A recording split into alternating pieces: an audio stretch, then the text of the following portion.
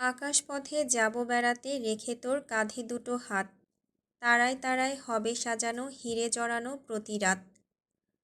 গহীন জঙ্গলের বাঁকে হারিয়ে যাওয়া এক টুকরো জিপের কালো অংশটুকু এখনও পুরোপুরি দৃশ্যপটের আড়াল হয়নি। ভবঘুরে মেয়েটা মহাবিষ্টের ন্যায় সেদিকেই চেয়ে আছে, যেন কোনো কঠিন মিরাক্কলের অপেক্ষা। কে বলতে পারে, হয়তোবা অরণ্য হুট করেই ফিরে এলো, আবারও চোখে মুখে হাজারো বিরক্তি টেনে ইস্যুর উপর তীক্ষ্ণ অধিকার দেখিয়ে বলল, আমাকে একদম প্রশ্ন করবে না, আমি কাউকে কৈফিয়ত দিই না। যদিও ব্যাপারটা হাস্যকর, ছেলে মানুষই ছাড়া আর কিছুই হবে না। তবে তেমন কিছুই ঘটল না। উল্টো বুকের মাঝে টিমটিমিয়ে জ্বলতে থাকা এক ফালি আশার প্রদীপকে দমকা হাওয়ায় নিভিয়ে দিয়ে জঙ্গলের বাঁকে হারিয়ে গেল জিপ গাড়িটা। তৎক্ষণাৎ ঈশানীর কর্ণকুহর ভেদ করল আরেক দফা কর্কশ আওয়াজ। ঈশা, তখন থেকে আমি তোকে কিছু জিজ্ঞেস করছি, কোথায় হারিয়ে গিয়েছিস? ধ্যান ভাঙল ঈশানীর। আলগোছে চোখের জল মুছে পাছে ঘুরে দেখল, জিসান সহ হাইকিংয়ে আসা প্রত্যেকটা মানুষ ওর দিকে গভীর নজরে চেয়ে আছে। সকলের চোখে মুখে কৌতূহলের পাশাপাশি ভীতিকর ছাপ সুস্পষ্ট, যেন সবাই এতক্ষণ ধরে অধীর আগ্রহে ঈশানীর জবাব শোনারই অপেক্ষায় আছে। অথচ ঈশানী দীর্ঘ এক রাত পেরিয়ে কেবলই অনুভব করল ওর কখনো অরণ্যের সাথে থাকার কথাই ছিল না। ও তো স্রেফ মন ভালো করার জন্য একটু মুক্ত বাতাসে গা ভাসাতে জিসানদের সাথে হাইকিংয়ে এসেছিল। তাহলে এত কিছু কি করে হয়ে গেল? সব কিছু ছাড়িয়ে এই অরণ্য নামক ব্যাধিটাই বা কী করে বাসা বাঁধল হৃদয়ে? কী করে? সারা রাত কোথায় ছিলি তুই? ওই জঙ্গলে? আর যে লোকটা তোকে মাত্রই পৌঁছে দিয়ে গেল, সেই বা কে? দেখ ঈশা, এখন প্লিজ বলিস না যে এরিসিউভান তোকে বাড়ি বয়ে পৌঁছে দিয়ে গেছে, আর আমরা এই কথা বিশ্বাস করব। জিসানের করা একের পর এক প্রশ্নের তোপে ঘোর ছেড়ে বেরিয়ে আসি ঈশানী।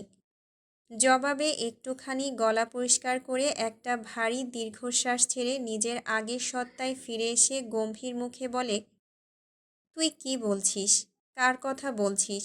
আমি কিছুই বুঝতে পারছি না জিসান। অতপর পেছন ঘুরে সবার উদ্দেশ্যে একটু জোরপূর্বক হেসে জানালো, সবাইকে এতটা চিন্তিত দেখাচ্ছে, আমি সত্যিই ভীষণ লজ্জিত। কিন্তু এই দেখো, আমি ঠিক আছি, সেফ আছি। আর তোমরা প্লিজ আমায় নিয়ে আর অহেতুক চিন্তা করো না। ঈশানীর কথা শেষ হতে না হতেই মৃণা বলে উঠল, চিন্তিত হওয়ার যথেষ্ট কারণ রয়েছে ঈশানী। ওই জঙ্গলটা পুরোপুরি নিষিদ্ধ। ওখানে রাত তো দূরের কথা, দিন দুপুরে কোনো সাধারণ মানুষ গেলে ফিরে আসে না, আর মেয়ে মানুষদের তো আসার প্রশ্নই ওঠে না। শুনেছি ওখানে ছড়ানো ছিটানো অসংখ্য পাতিমাস্তানদের ডেরা। ওরা জন্তু জানোয়ারের থেকেও হিংস্র হয়ে থাকে। দেশের যত অনৈতিক অসাধু কর্মকাণ্ড তার প্রায় 50% এখান থেকেই লিড দেওয়া হয়। আর তুমি সেখানে এক রাত কাটিয়ে এসে বলছো তুমি সেফ আছো। How it possible Ishani? Wait, তুমি এত কিছু জানলে কি করে? আমরা তো ওই জঙ্গলের ব্যাপারে তেমন কিছুই জানি না। ঈশানী কিছু বলবে তার আগেই প্রশ্নটা ছুড়ল মৃণার বয়ফ্রেন্ড আদি। মৃণা ঠোঁট উল্টে জানালো, ঈশানী হারিয়ে যাওয়ার পরে গুগল করে এইসব ইনফরমেশনগুলো বের করেছি। তাহলে বাকি 50% কোথা থেকে সংঘটিত হয় বলে তোমার মনে হচ্ছে? মৃণা জবাব দেয়, সুন্দরবন। সন্ত্রাসীরা সাধারণত নদীপথ, জঙ্গল এছাড়া বর্ডারের আশেপাশের জায়গাগুলোকে নিজেদের কাজের জন্য ব্যবহার করে থাকে। বাহ, বেশ ভালো রিসার্চ করেছো দেখছি। আদির কথায় কিঞ্চিত হাসল মৃণা। ওদিকে ঈশানীও খানিকটা হাসার চেষ্টা করে বলল, চিল মৃণা, দেখো আমি পুরোপুরি ঠিক আছি। আর ভুলে গেলে এটা যে ট্যুরিস্ট এরিয়া। তোমার কথা অনুযায়ী এখানে যদি সন্ত্রাসী থেকেও থাকে, তাহলে ট্যুরিস্টদেরও কিন্তু অভাব নেই। হতে পারে উপরওয়ালা সেই রকমই কোনো একজনকে আমাকে সেভ করার জন্য পাঠিয়েছিলেন। মনে মনে ভাবল, অরণ্য নিশ্চয়ই দেশের বড় কোনো সেলিব্রিটি হবে। ওই জন্যই তো জঙ্গলে এতটা সুরক্ষিত ছিলাম আমরা। এবার চিটাগাং ফিরে এই রহস্য ঠিক বের করে ফেলবো আমি। ঈশানী যত যাই বলুক না কেন, জিসান কিছুতেই নিজেকে আশ্বস্ত করতে পারছে না যে ও আসলে ঠিক আছে। নিশ্চয় লোকলজ্জার ভয়ে কোনো কঠিন সত্যি লুকাচ্ছে মেয়েটা। কারণ জিসান তখন দোতলা থেকে স্পষ্ট ঈশানীকে এরিসের দিকে চেয়ে কাঁদতে দেখেছে। হতেও পারে ওই লোকটাই ঈশানীর সবচেয়ে বড় সর্বনাশ করে ছেড়ে দিয়েছে। আর তারপর ভয় দেখিয়ে, না না, এরিস ইভানের মতো মাফিয়ার দ্বারা সব সম্ভব। এসব ভাবতে ভাবতেই ঈশানীর কাঁধ ঝাঁকিয়ে এক প্রকার চেঁচিয়ে উঠল জিসান, তুই মোটেও ঠিক নেই ঈশা। ওই জঙ্গলে একবার প্রবেশ করলে কোনো মেয়েই ঠিক থাকে না। সত্যি করে বলতো, ওই এরিস ইভান তোর সাথে সারা রাত কী করেছে? নিশ্চয় তোকে খুব খারাপভাবে। জিসানের কথা শেষ হওয়ার আগেই নিজের কাঁধ থেকে ওর হাত ছাড়িয়ে 2 পা পিছিয়ে দাঁড়ালো ঈশানী। এবার জিসানের কথার মানে খুব ভালোভাবেই বুঝেছে। তাই তো এই মুহূর্তে ভেতরটা নিমপাতার মতোই তেতো হয়ে উঠেছে ওর। কেমন ভোঁতা অনুভূতি ছড়িয়ে পড়েছে সর্বাঙ্গে। তার মানে এতক্ষণ ধরে সবাই আকার ইঙ্গিতে এটাই বোঝাতে চেয়েছিল ওকে। ওর সতীত্ব আদৌ অক্ষত আছে কিনা সেই নিয়েই সবার এত কৌতূহল। তাহলে কিভাবে এরা ওকে, বোকা নাকি আত্মমর্যাদাহীন? কি হলো, কিছু বল। দেখ ঈশা, সোসাইটি নিয়ে তোর মোটেই চিন্তা করতে হবে না। আমি তো আছি, সব কিছু আমি সামলে নেব। তাও প্লিজ বল, কাল রাতে এরিস? কি এরিস? এরিস এরিস করছিস তখন থেকে। কে এরিস? আমি এই নামে কাউকেই চিনি না। রাজহংসীর ন্যায় ক্ষিপ্ত চাহনি ছুঁড়ে চেঁচিয়ে উঠল ঈশানী। তৎক্ষণাৎ ওদের দুজনকে একা ছেড়ে দিয়ে জায়গা ত্যাগ করল সকলে। জিসান প্রত্যুত্তরে কিছু বলবে তার ফুরসত দিল না ঈশানী। পুনরায় ঝাঁঝিয়ে উঠে বলল, তোকে বহুবার বলেছি জিসান, আমি যথেষ্ট বড় হয়েছি। নিজের ব্যাপারে সিদ্ধান্ত নিতে জানি আমি। নিজের ভালো মন্দটাও বেশ বুঝি। তাই আমার সব ব্যাপারে নাক গলানোটা বন্ধ কর এবার। জিসানও নিজের খেই হারালো এতক্ষণে। সেই শান্ত ভদ্র সত্তাটা হুট করেই প্রচণ্ড তেজের আড়ালে মিলিয়ে গেল। এক জীবন্ত হায়নার মতোই হিংস্রতা ভর করল ওর চোখে মুখে। রাগে গজগজ করতে করতে চোয়াল শক্ত করে জিসান বলে উঠল, আমি আগেও বলেছি, এখনও বলছি, ইটস নট ফেয়ার ঈশানী। আমি তোর চোখে ওই এরিসের জন্য মায়া দেখেছি, প্রচণ্ড ঘোর দেখেছি। অথচ এই মায়া এতগুলো দিনে একবারও আমার জন্য দেখিনি। আমার সামনে তুই আস্ত একটা জড়বস্তুর মতো বিহেভ করিস। হোয়াই? এক রাতে কি এমন দিল ওই জানোয়ারটা, যা আমি এতদিনও দিতে পারিনি? এ যেন বন্ধু জিসানের সম্পূর্ণ এক নতুন রূপ, ভিন্ন সত্তা। তার মানে জিসান এতদিন ধরে বন্ধুত্ব নয় অন্য কিছু চাইতো ঈশানীর কাছে। অন্য কিছু বলতে কি? ভীষণ নিষিদ্ধ কিছু। ঈশানীর তো আপাতত সেটাই মনে হচ্ছে। তাই তো এই মুহূর্তে ঝগড়া কিংবা জিসানকে কোনোরূপ জবাবদিহি করার ইচ্ছেটা পুরোপুরি মরে গেল ওর। আকাশ ভেঙে ঝুম বৃষ্টি নেমেছে। পিচঢালা পাহাড়ি বাঁকানো রাস্তায় আছড়ে পড়ে সেই বর্ষণের রিনঝিন আওয়াজ কানে এসে বাড়ি খাচ্ছে প্রতি মুহূর্তে। তুমুল বর্ষণে মুখোমুখি দাঁড়িয়ে আছে জিসান আর ঈশানী। দুজনেই কাকভেজা হয়ে চুপসে আছে। দোতলার করিডোর দিয়ে সবাই উকিঝুঁকি দিয়ে ওদেরকেই দেখছে আপাতত। সবার মনে একটাই কৌতূহল, আদতে হচ্ছেটা কি ওদের মাঝে? একটু পরে নীরবতা ভেঙে তুমুল বৃষ্টির মাঝেই ঈশানী বলে ওঠে, তুই কার কথা বলছিস আমি জানি না, কী ইঙ্গিত করছিস সেটাও ঠিক বুঝতে পারছি না। তবে কথা বলতে দ্বিধা নেই যে আমি অরণ্যকে ভালোবেসে ফেলেছি। আমি জানি না তুই আমাকে কি ভাবিস, তবে আমার দিক থেকে একজন বন্ধু হিসেবে এতটুকু জানার অধিকার তোর অবশ্যই রয়েছে। আশা করি এই ব্যাপারে আমাদের মাঝে আর কখনো কোনো কথা হবে না। কারণ দৃষ্টিভঙ্গি আর আবেগ এক জিনিস নয়। নিজের মনোভাব ব্যক্ত করে হনহনিয়ে রিসোর্টের দিকে চলে যায় ঈশানী। ওদিকে জিসান মূর্তিমান হয়ে দাঁড়িয়ে আছে এখনও। ওর মস্তিষ্কে আপাতত প্রশ্নের জটলা। ঈশানীর মতো বরফ শীতল মেয়েটা এত সহজে কারো প্রেমে পড়ে গেল, এটাও কি সম্ভব? তার উপর এক রাতে অমন গহীন জঙ্গলের মাঝে। এর মানে কি? ওটা তো এরিস ছিল। তাহলে এই অরণ্যটা কোথা থেকে এলো? কী বা হয়েছিল গত রাতে? জিসানের পৈশাচিক মনটা ক্রমাগত নেতিবাচক ইঙ্গিত দিয়ে যাচ্ছে। কেন যেন মনে হচ্ছে ওই লম্বা মতো ছেলেটা ঈশানীকে জোর করেছে, আর এখন উপায় না পেয়ে ঈশানী নিজেকে সতী প্রমাণ করার বৃথা চেষ্টা চালাচ্ছে।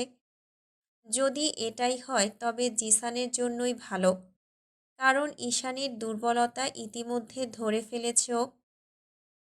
ধীরে ধীরে জিসানের সতেজ নির্ভেজাল মনটা কলুষিত হয়ে যাচ্ছে প্রত্যাখ্যানের অসহ্য অপমানে। ঈশানীর মতো একটা সরল বোকাশোকা অতি সাধারণ মেয়ের কাছ থেকে এমন রিজেকশন কিছুতেই মানতে পারছে না জিসানের মস্তিষ্ক। মনে মনে জিদ চেপে বসেছে, এই শেষ দেখে নেবে ও। দরকার পড়লে ঈশানীর মাকেও বলে দেবে তার মেয়ের জঙ্গলের মাঝে অনাকাঙ্ক্ষিত রাত্রিযাপনের কথা।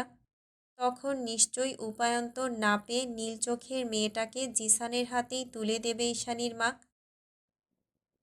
সকালের ভাঙাচোরা মনটা নিয়ে যাই হোক নিজেকে কিছুটা ঠিকঠাক করে আপন গন্তব্যে পাড়ি জমিয়েছে ঈশানী। কিন্তু মন থেকে ওই একটা রাত, ওই মুহূর্ত আর ওই অধরতলায় তিলকধারী বাদামি চোখে শোভিষ্ট পুরুষ, কোনোটাকেই এক মুহূর্তের জন্য মানসপট থেকে দূরে ঠেলে দিতে পারছে না। এ কেমন ঘোর! এক রাতের স্মৃতি জমে স্তূপের মতো ভারী হয়ে আছে মস্তিষ্ক। তার উপর বাসটা খাগড়াছড়ি পেরোতেই বুকের ভেতরে চিনচিন ব্যথাটা প্রচণ্ড গতিতে বেড়ে যাচ্ছে।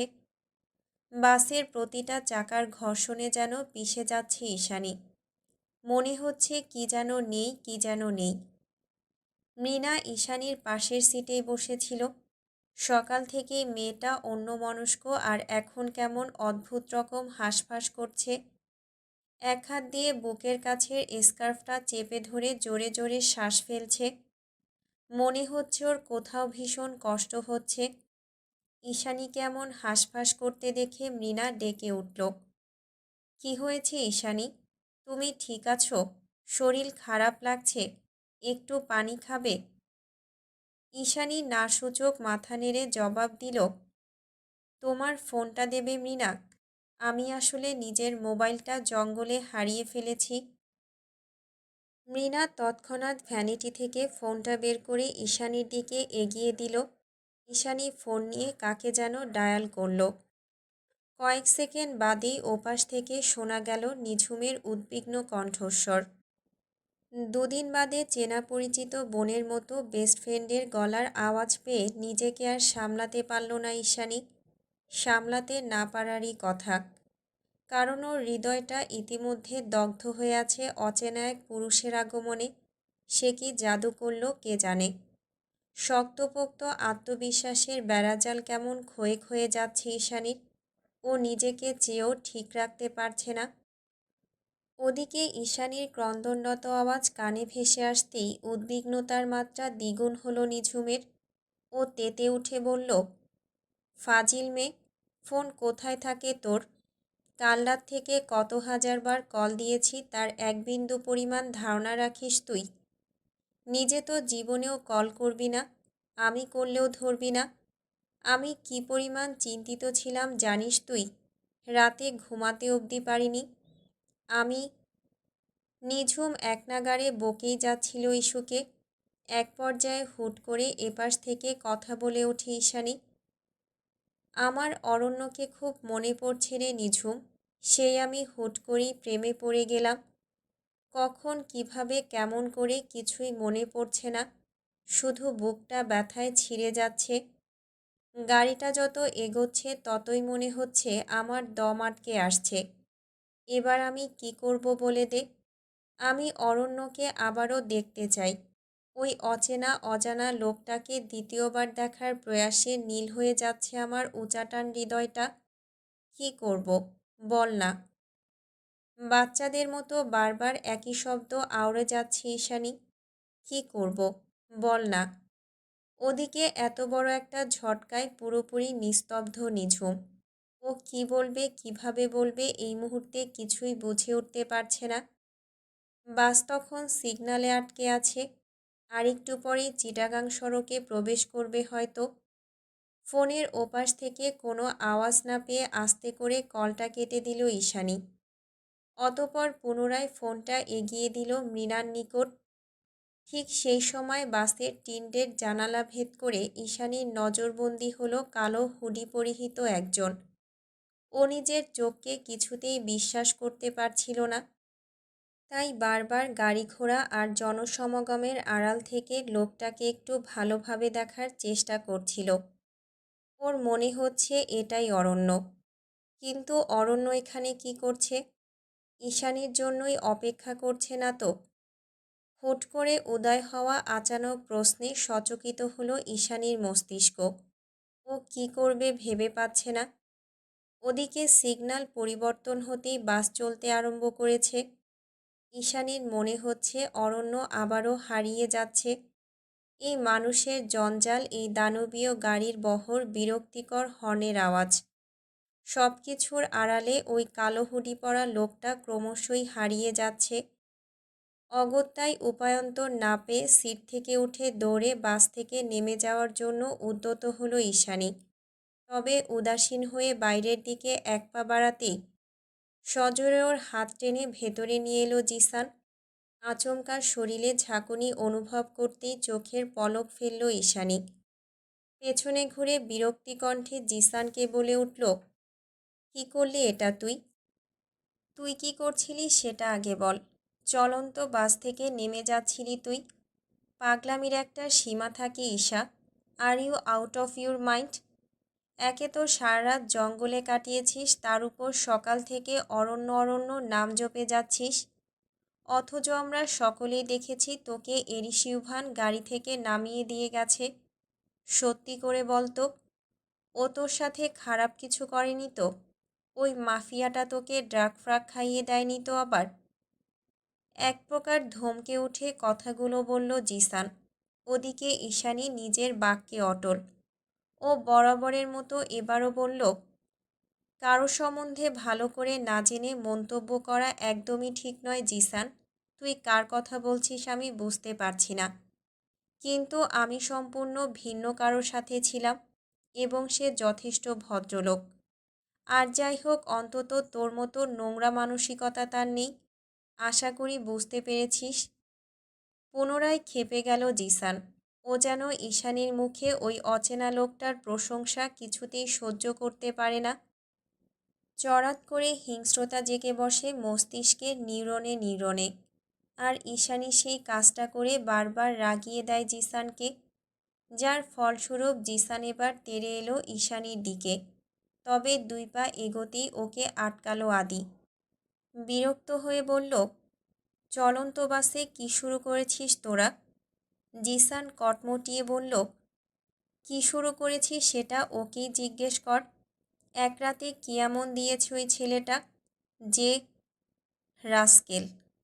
জিসান কথা সম্পূর্ণ করার আগেই জিসানের উদ্দেশ্যে শব্দটা উচ্চারণ করে নিজের সিটে চলে যায় ঈশানী। আর মনে মনে সিদ্ধান্ত নেয়, জিসানের সাথে বন্ধুত্বের ইস্তফা এখানেই ঘটাবেও। আর যাই হোক, এমন একটা হিংস্র প্রকৃতির ছেলের সাথে বন্ধুত্ব বজায় রাখা ঈশানীর পক্ষে সম্ভব নয়। সুন্দর ঝলমলে রৌদ্রোজ্জ্বল দিন। স্বরাষ্ট্রমন্ত্রী সাহেবের বাড়িটা শহর থেকে একটু দূরে সি সাইডে অবস্থিত। সকাল সকাল পাখির কিচিরমিচির আর সাগরের গর্জনে মুখরিত চারিপাশ। এমন সময় বাড়ির আবহাওয়া নীরবতায় ঘেরা শান্তি শান্তি হওয়ার কথা ছিল। তবে তেমন কিছুই লক্ষ্য করা যাচ্ছে না এই মুহূর্তে। এতক্ষণ অবশ্য নীরবই ছিল সব কিছু। হুট করে কি জানি হলো। ফ্রন্টিয়ারে বডিগার্ড আর সুরক্ষা বাহিনীর লাইন দাঁড়িয়ে গেল কয়েক সেকেন্ডের মধ্যে। ডুপ্লেক্স বাড়িটা ছাদ থেকে শুরু করে প্রতিটা বারান্দার করিডোরে একে একে দাঁড়িয়ে গেল বন্দুকধারী সুরক্ষা বাহিনী। বাড়ির এহেন থমথমে পরিবেশ দেখে মনে হচ্ছে শীঘ্রই কোনো ভিআইপির আগমন ঘটবে এখানে। নিরাপত্তা বাহিনীর কঠোর অবস্থানের পাশাপাশি একটা হেলিকপ্টারও ল্যান্ড করানো হয়েছে বাড়ির ছাদে। তবে সবাই আপাতত উদ্বিগ্ন। আসলে হচ্ছেটা কি এখানে? হুট করে মন্ত্রী সাহেবই বা কেন এত সুরক্ষা নিশ্চিত করলেন? কিসের এত ভয় তার? খানিক বাদে সকলের জল্পনা কল্পনার ইতি টেনে একে একে 10খানা রোলস রয়েস এসে থামল স্বরাষ্ট্রমন্ত্রী আসিফ জামানের বিশাল বাংলো বাড়ির সামনে। গাড়ি থেকে ধীরে ধীরে নেমে আসতে লাগলো কানে এয়ারপড লাগানো বিশালদেহী কৃষ্ণবর্ণের দেহরক্ষীর কয়েকটা টিম। তাদের মধ্যে অধিকাংশই ফরেনার। এদের সবশেষে তাদের মধ্যে থেকে নেভি ব্লু রঙা রোলস রয়েস থেকে বেরিয়ে এলো ব্ল্যাক হোয়াইট কম্বিনেশনের ফর্মাল শার্ট আর ওয়েস্টকোট পরিহিত লম্বা মতো একজন মানুষ, যিনি দেখতে ইয়াং এবং জেন্টেল, যদিও তার চোখ দুটো ঢাকা পড়ে আছে বিশাল রোদ চশমার আড়ালে। তবে সকালের এক ফালি রোদের ঝিলিকে পুরোপুরি স্পষ্ট তার ড্রাগ বাউন সিগারেটে পোড়া ঠোঁটের নিচের বিরল সেই কালো তিলক। রোদের তালে তাল মিলিয়ে যেন ঝিল ধরছে তিলকটা। তবে সেই তিলকের সৌন্দর্য পুরোপুরি ফিকে মনে হচ্ছে লোকটার ক্রুদ্ধ রহস্যময় পৈশাচিক হাসির কাছে। লোকটা গাড়ি থেকে নামতেই কয়েকজন বডিগার্ড এসে তাকে কোট পরিয়ে দিতে সাহায্য করে। এরপর কোটের হাতাগুলো ঠিকঠাক করতে করতেই গেট ছাড়িয়ে মন্ত্রী সাহেবের বাংলোর দিকে এগিয়ে গেল সে। তার পিছু নিয়েছে শতাধিক বিশালদেহী বডিগার্ডের দল। তবে ভেতরে প্রবেশের আগেই মন্ত্রী সাহেবের দেহরক্ষীরা আটকে দিল তাদের। এরিস নিজের বডিগার্ডদের আঙুলের ইশারায় চলে যেতে বলল এবার। অতপর পা থেকে মাথা অবধি সার্চ করা হলো তাকে। কিন্তু দুর্ভাগ্যবশত সেরকম মরণঘাতী কোনো কিছুই পাওয়া গেল না এরিসের কাছে। অগত্যাই পুনরায় নিজের সানগ্লাসটা চোখে পড়ে সবাইকে ছাড়িয়ে ভেতরের দিকে এগিয়ে গেল এরিস। এদিকে হতবাক দেহরক্ষী বাহিনীগণ একজন আরেকজনের দিকে চাওয়াচাওয়ি করতে ব্যস্ত। মন্ত্রী সাহেব কিনা এই লোককে এত ভয় পাচ্ছে, এর হাতে তো একটা নীল কাটারও নেই। আশ্চর্য! ভেলভেট লাল গালিচা আর দেশি বিদেশি সৌন্দর্যবর্ধক শোপিজে মোড়ানো তকতকে হলরুমের ভেতরে ঢুকতে না ঢুকতেই মন্ত্রী সাহেব আসিফ জামান অসম্ভব সুন্দর মোহনীয় হাসি দিয়ে আমন্ত্রণ জানালো এরিসকে। কোনো পিএটিএ নয়, একেবারে নিজেই এগিয়ে এসে হাত বাড়ালেন করমর্দন করার উদ্দেশ্যে। তবে এরিস ইউভান তাকে 2 পয়সারও তোয়াক্কা করল না। উল্টো মন্ত্রী সাহেবকে পাছে হটিয়ে এগিয়ে গিয়ে পায়ের উপর পা তুলে বসে পড়ল তারই চেয়ারে। এরিস বসার সঙ্গে সঙ্গে মন্ত্রী সাহেব চুপসানো মুখে এগিয়ে গিয়ে এরিসের মুখোমুখি হয়ে একটা চেয়ারে বসল। আবারও কুশল বিনিময়ের চেষ্টা চালিয়ে বলতে আরম্ভ করল, এরিস সাহেব, কি মনে করে এখানে হঠাৎ? না মানে, আপনি বললে আমি তো নিজেই রাশিয়াতে। মুখের কথা মুখেই আটকে গেল মন্ত্রী সাহেবের। এরিস তাকে হাতের ইশারায় থামিয়ে দিয়ে গভীর গলায় বলল, এরিস ইউভান কাউকে কৈফিয়ত দেয় না। আপনার গভর্নমেন্ট আমার 200 কোটি টাকার ড্রাগ আটকে রেখেছে বর্ডারে। প্রায় 10টা কাভার্ড ভ্যান আটকা পড়ে আছে সেখানে। আজ রাতের মধ্যেই সেগুলো ডিসমিস করার ব্যবস্থা করুন, নয়তো। এরিস কথা শেষ করতে না করতেই মন্ত্রী সাহেব ওকে মানানোর চেষ্টা করে বলল, ইয়ে মানে, এরিস সাহেব, সামনেই নির্বাচন। এখন যদি এসব নিউজ ভুল করেও একবার লিক হয়ে যায় তাহলে পুরো দলের সর্বনাশ হয়ে যাবে। বুঝতেই তো পারছেন। আপনি বরং আর কয়েকটা দিন অপেক্ষা করুন। ইলেকশনটা শেষ হলেই আমি আপনার মালামাল আপনাকে পৌঁছে দেওয়ার যথাযথ ব্যবস্থা করব। দরকার পড়লে সাথে কিছু উপঢৌকনও। আহ! গর্জে উঠল এরিস। ফাক your brown lecture, just do what I said.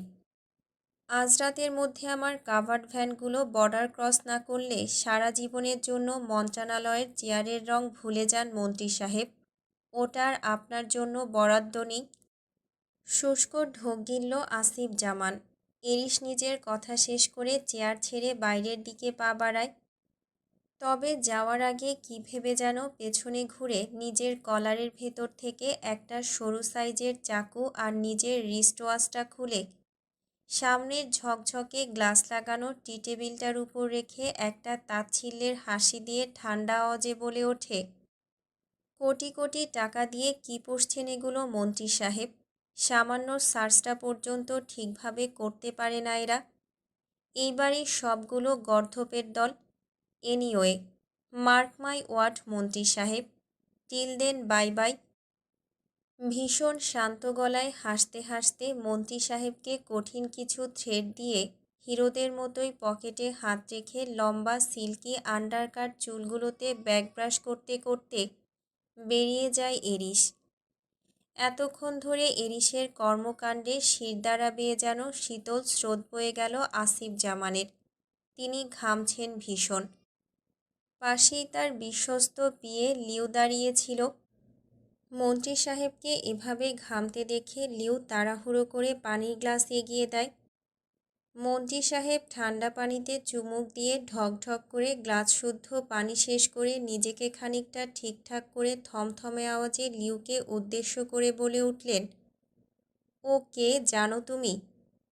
অযাচিত লিউ নাসূচক মাথা নাড়ালে মন্ত্রী সাহেব বলেন, মাত্র 30 বছর বয়সে এই ছেলেটা one of the most dangerous fucking mafia terrorist in the entire underworld. Russian most wanted powerful mafia group python প্যারাডাইসের একমাত্র লিডার, দ্য এরিস ইউভান, যার মধ্যে দয়া মায়া আবেগ অনুভূতি ভালোবাসার কোনো অস্তিত্ব নেই। আই থিঙ্ক ওর ভেতরে হৃদয়টাই অনুপস্থিত। যা আছে তা শুধুই ভয়াবহ হিংস্রতা। হায়নার থেকেও ভয়ঙ্কর আর অপ্রত্যাশিত ওর থাবা। ওর কাছে দ্বিতীয়বার বলতে কিছু নেই। সুযোগ কিংবা কমিটমেন্ট যাই হোক না কেন, সেটাই প্রথম, সেটাই শেষ। মানুষের প্রাণ আর অস্তিত্ব দুটোই যার কাছে পুতুল খেলা মাত্র। ও শুধু একটা জিনিসই জানে আর একটা জিনিসই বোঝে, power and money, that's all.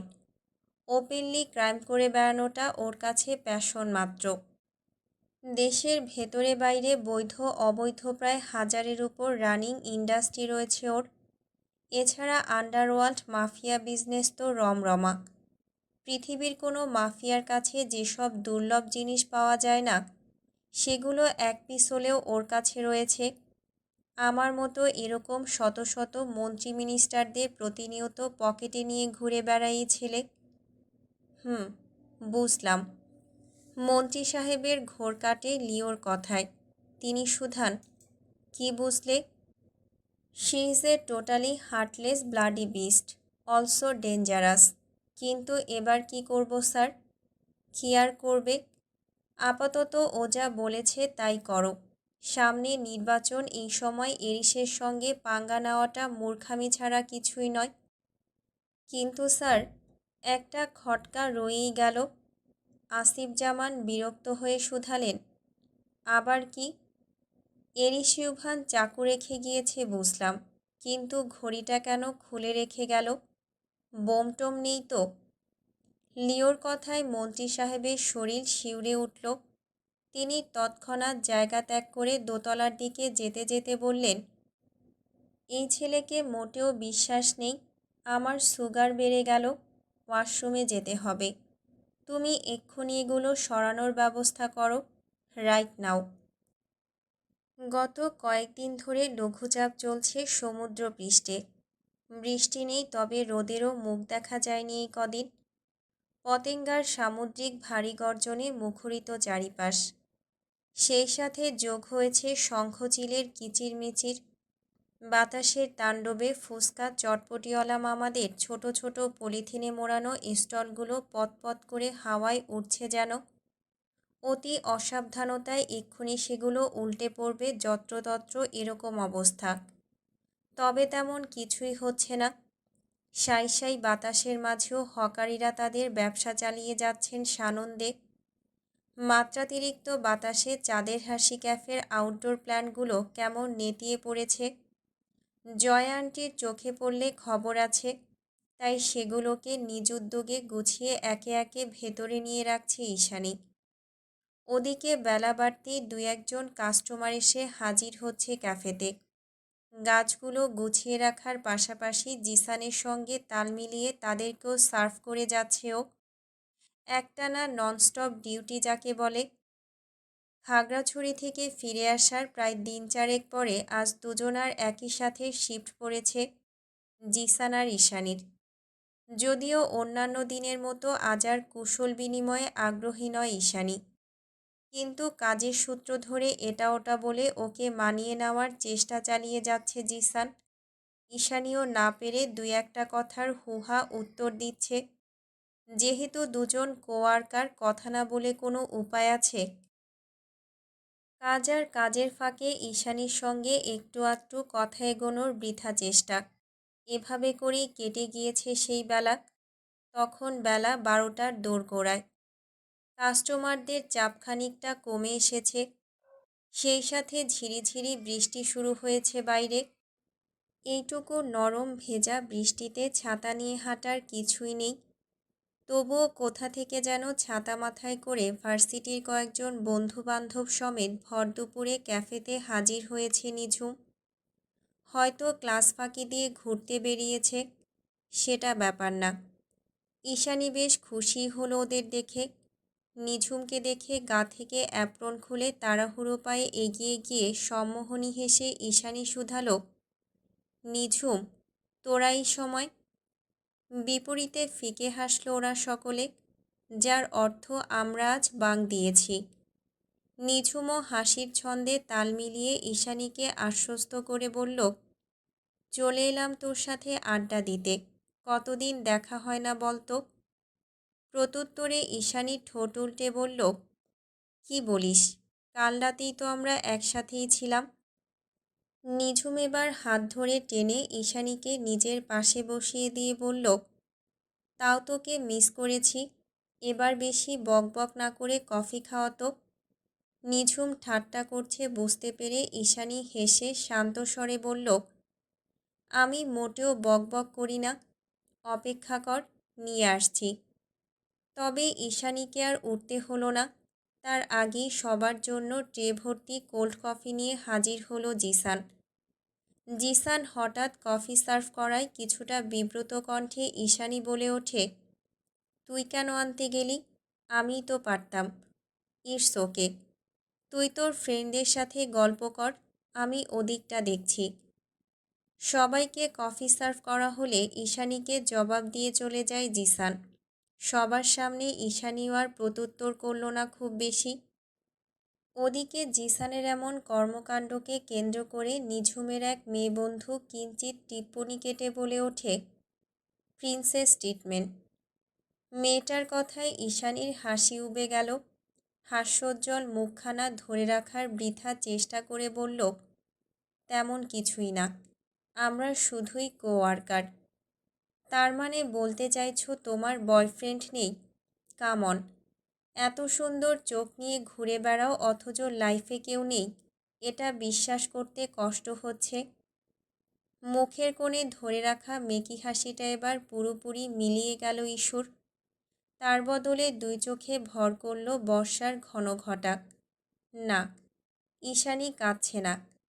তবে ওর মনে হলো ব্যথাতুর নীল হৃদয়টাতে কেউ শক্তপোক্ত হুল ফুটিয়ে দিল মাত্রই। মস্তিষ্কের রন্ধ্রে রন্ধ্রে তাজা হয়ে উঠল সেই মাদকীয় পুরুষালী সুবাস। দীর্ঘরাতের স্মৃতি, গমগমে হাস্কি কণ্ঠস্বর, পিয়ার্সিং করা তীক্ষ্ণ ভ্রুযুগল, আর অধরতলার নির্লিপ্ত সেই কালো কুচকুচে তিল। এত কিছু একসঙ্গে ভোলা যায়? কই, ঈশানী তো পারছে না। তার উপর কাল মাঝরাতে ঘুমের ঘোরে হঠাৎ ফোনের ওপারে সেই একই কণ্ঠস্বর। কি এক গোলকধাঁধায় আটকা পড়ে আছে ওর হৃদয়টা।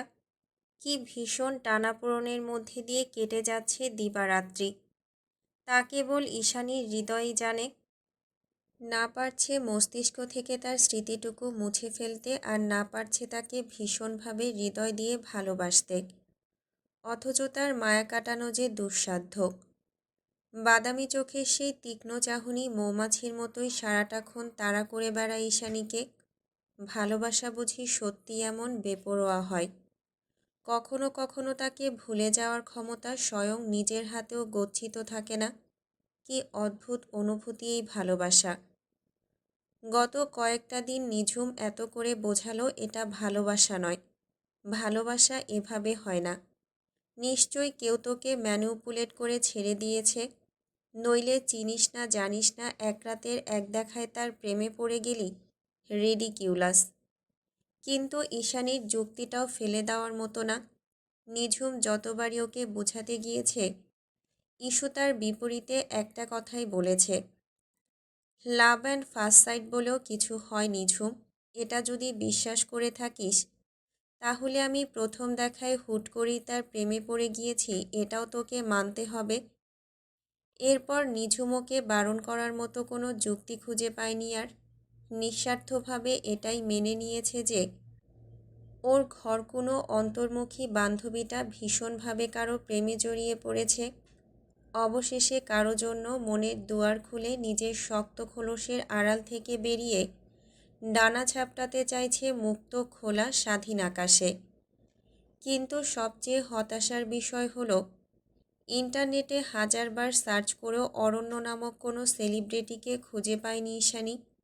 সেই থেকেই কেমন নেতিয়েছিল মেয়েটা। কাজকর্ম খাওয়া দাওয়া সব বাদ দিয়ে দুর্বল শরীরটাকে নিয়ে পড়ে থাকতো বিছানার এক কোণে। মুখে প্রকাশ করার অভ্যেস নেই ওর, তবে ভেতর ভেতর যে অরণ্য নামক ব্যাধিতে শেষ হয়ে যাচ্ছে ইস্যু, সেটা বুঝতে বাকি নেই নিঝুমের। দিনগুলো এভাবেই যাচ্ছিল, সেই সাথে ভারী হচ্ছিল অন্তর্মুখী ঈশানীর নিঃশ্বাসের পাল্লা। তবে কাল মাঝরাতে কিছু একটা অপ্রত্যাশিত ঘটেছিল বটে। কাল রাত 1:45 নাগাদ মুঠোফোনের ওই একটা ফোন কলই যথেষ্ট ছিল ঈশানীর নেতিয়ে যাওয়া দুরূহ হৃদয়টাকে পুনরায় সতেজ করে দিতে। যদিও নাম্বারটা ছিল প্রাইভেট, তবে ঘুমের ঘোরে ঈশানী সেই পরিচিত হাস্কি গলাটা স্পষ্ট শুনেছিল বৈকি। অথচ বোকা ঈশানীর মাথায় তখন একটিবারের জন্যই প্রশ্নটা জাগেনি যে ওর নতুন নাম্বারের সন্ধান অরণ্য হঠাৎ কোথায় পেল। এটা কি আদৌ একজন সাধারণ মানুষের দ্বারা সম্ভব? পুরো ব্যাপারটা কি এতটাই স্বাভাবিক, নাকি পুরোটাই নাটকীয়? ইস্যু তো স্রেফ এটা নিয়েই উত্তেজিত যে ফাইনালি আরও একবার অরণ্যর কণ্ঠস্বর শুনতে পেয়েছে ও। তার মানে ওই রাতটা শুধুমাত্র ঈশানীর কাছেই অর্থবহ নয়, অরণ্যর কাছেও তার যথেষ্ট গুরুত্ব রয়েছে। হ্যাঁ, রয়েছে তো বটেই। তবে এর পেছনের উদ্দেশ্য তো কেবল অরণ্যই ভালো বলতে পারবে। শুধু শুধু তো আর এরিস ইউভান কারো নাম্বার ট্র্যাক করে তাকে খুঁজে বের করতে যাবে না। এর পেছনে মোক্ষম কোনো কারণও তো অবশ্যই রয়েছে। সকালে যখন ঈশানীর মুখ থেকে এই ঘটনার বর্ণনা শুনে নিঝুম শুধালো, ফোনে কি বলেছিল অরণ্য? তার উত্তর অবশ্য দিতে পারেনি ঈশানী। গভীর তন্দ্রাচ্ছন্ন অবস্থায় ফোন রিসিভ করার ফলে ওপাশের কোনো কথাই মস্তিষ্ক অবধি পৌঁছায়নি ওর। তবে এই না মনে থাকার আফসোস বোধহয় এই জীবনে ঘুচবে না আর। তখন থেকেই মুখ কালো করে কি যেন ভাবছে ঈশানী। নিঝুম ব্যাপারটা লক্ষ্য করে ওর বান্ধবীকে তৎক্ষণাৎ চুপ করিয়ে দিল। অতঃপর সশব্দে ডাকল ঈশানীকে। কি ভাবছিস হঠাৎ করে? নিঝুমের ডাকে ভাবনার সুতো ছিল ঈশানীর। ও এদিক ওদিক নাসূচক মাথা নাড়িয়ে জানালো, কই, কিছু না তো। নিঝুম পুনরায় শুধালো, হ্যাঁ রে, ওই প্রাইভেট নাম্বার থেকে আর কল টল এসেছিল?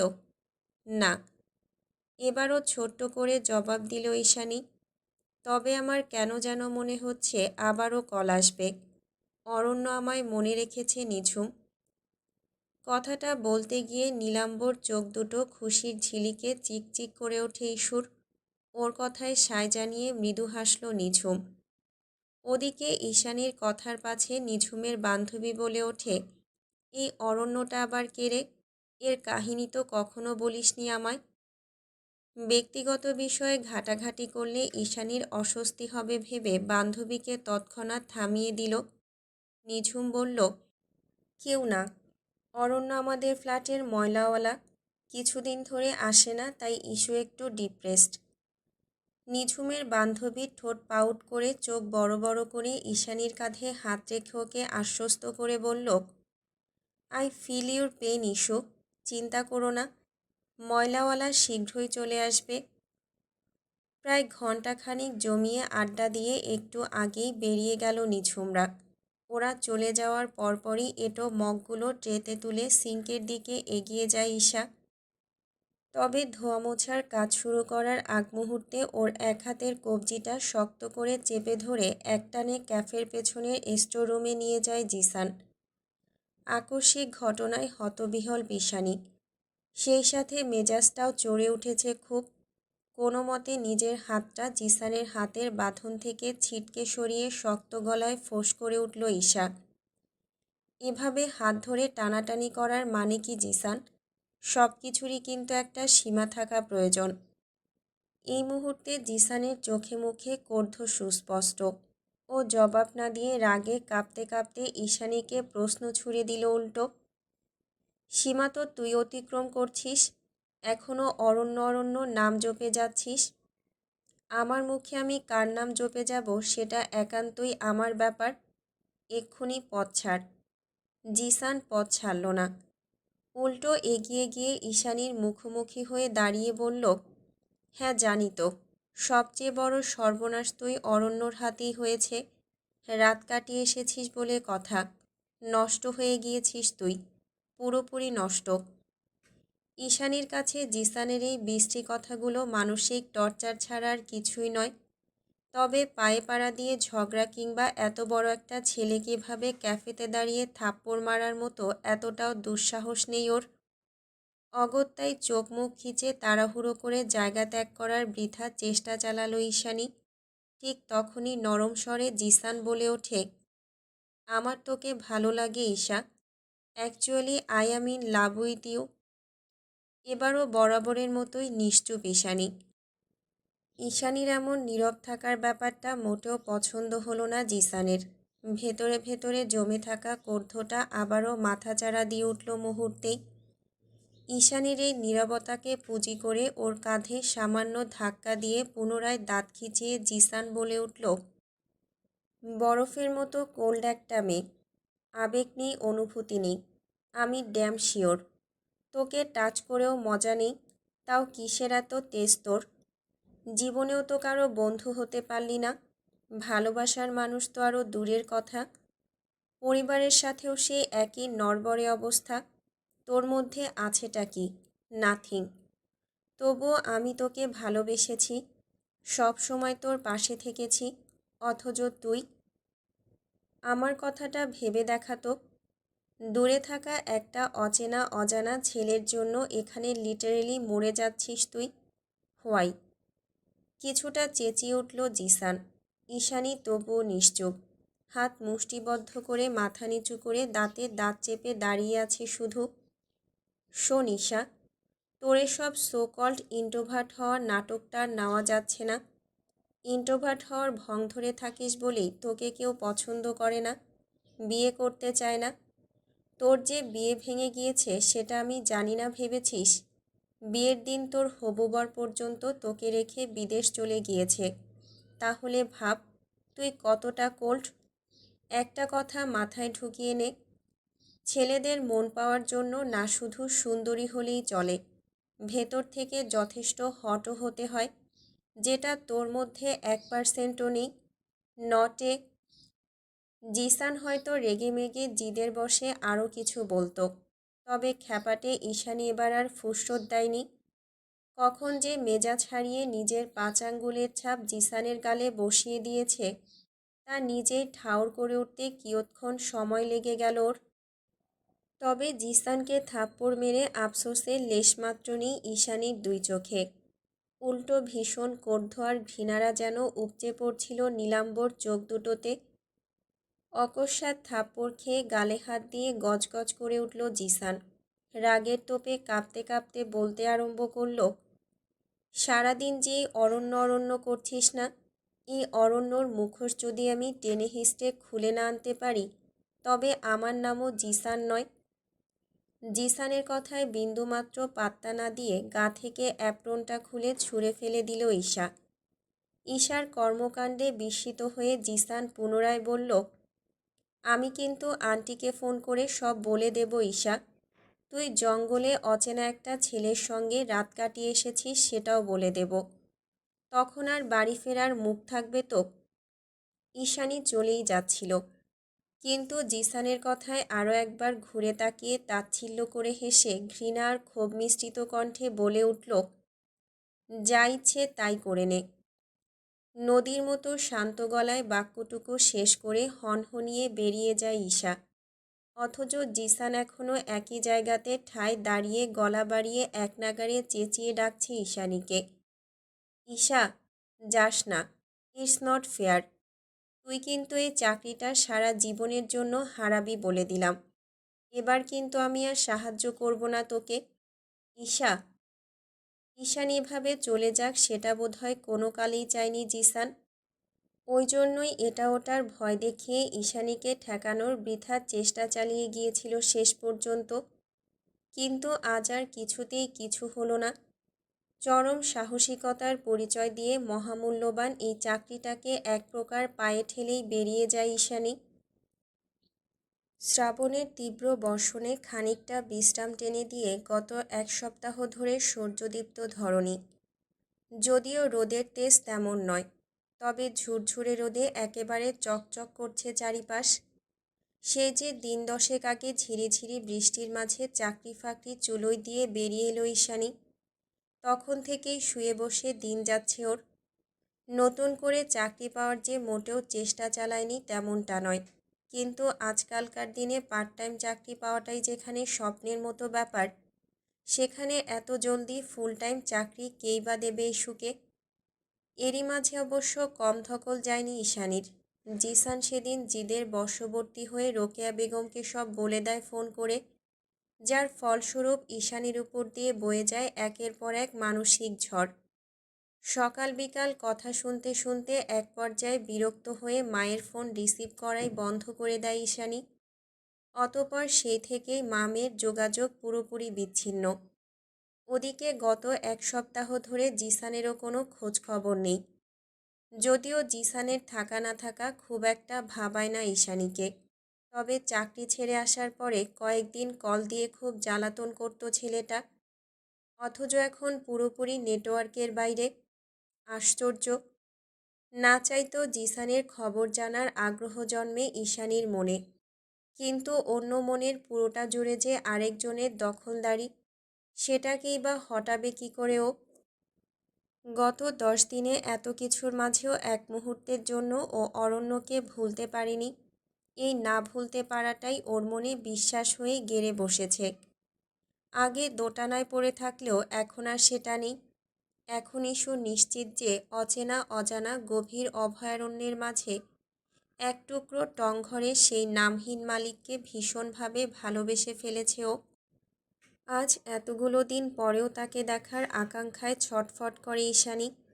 মাঝে মধ্যেই মনে হয় এক্ষুনি বাস ধরে চলে যায় সেই নিষিদ্ধ জঙ্গলে, যেখানে সারি সারি দানবীয় গাছ, ভয়ঙ্কর জন্তু জানোয়ার সেই সব কিছুকে ছাপিয়ে ভয়ঙ্কর সুদর্শন এক পুরুষের বসবাস।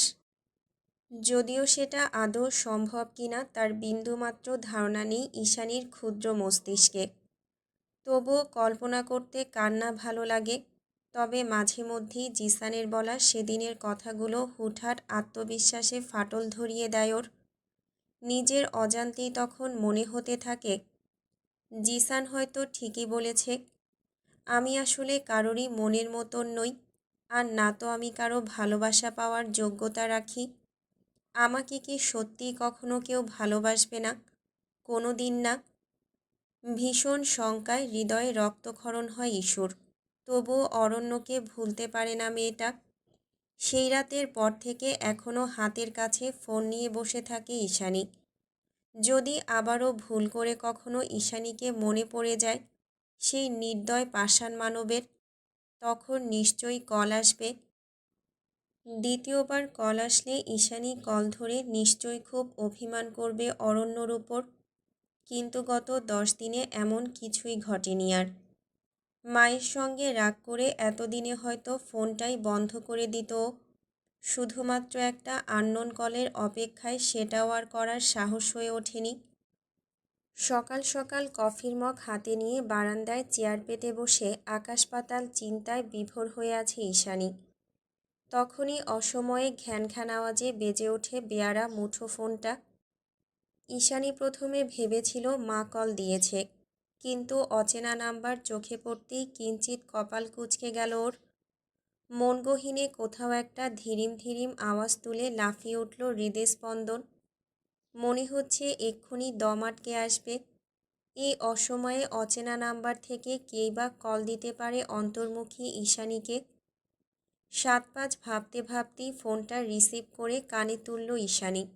তবে ইতিমধ্যে ওপাশের কণ্ঠস্বর শুনে ঈশানীর বুঝতে বাকি নেই যে ওপাশের লোকটা ওর আকাঙ্ক্ষিত স্বপ্নপুরুষটি নয়, বরং জিসান। জিসানের কণ্ঠ শুনে কিছুটা শক্ত হয়ে এলো ঈশানীর চোয়াল। ওপাশ থেকে গলা খাদে নামিয়ে জিসান শুধালো, কেমন আছিস ঈশা? ঈশানী হ্যাঁ না কিছুই না বলে ফোনটা কাটতে যাবে তখনই উদ্বিগ্ন কণ্ঠে পুনরায় জিসান বলে ওঠে, প্লিজ কলটা কাটিস না ঈশা, তোকে অনেক কিছু জানানোর আছে। তুই শুধু একটাবার আমার সাথে দেখা কর, তোকে আমি তোর অরণ্যর আসল চেহারাটা দেখাতে চাই শুধু। জিসানের কথায় রেগে গেল ঈশানী।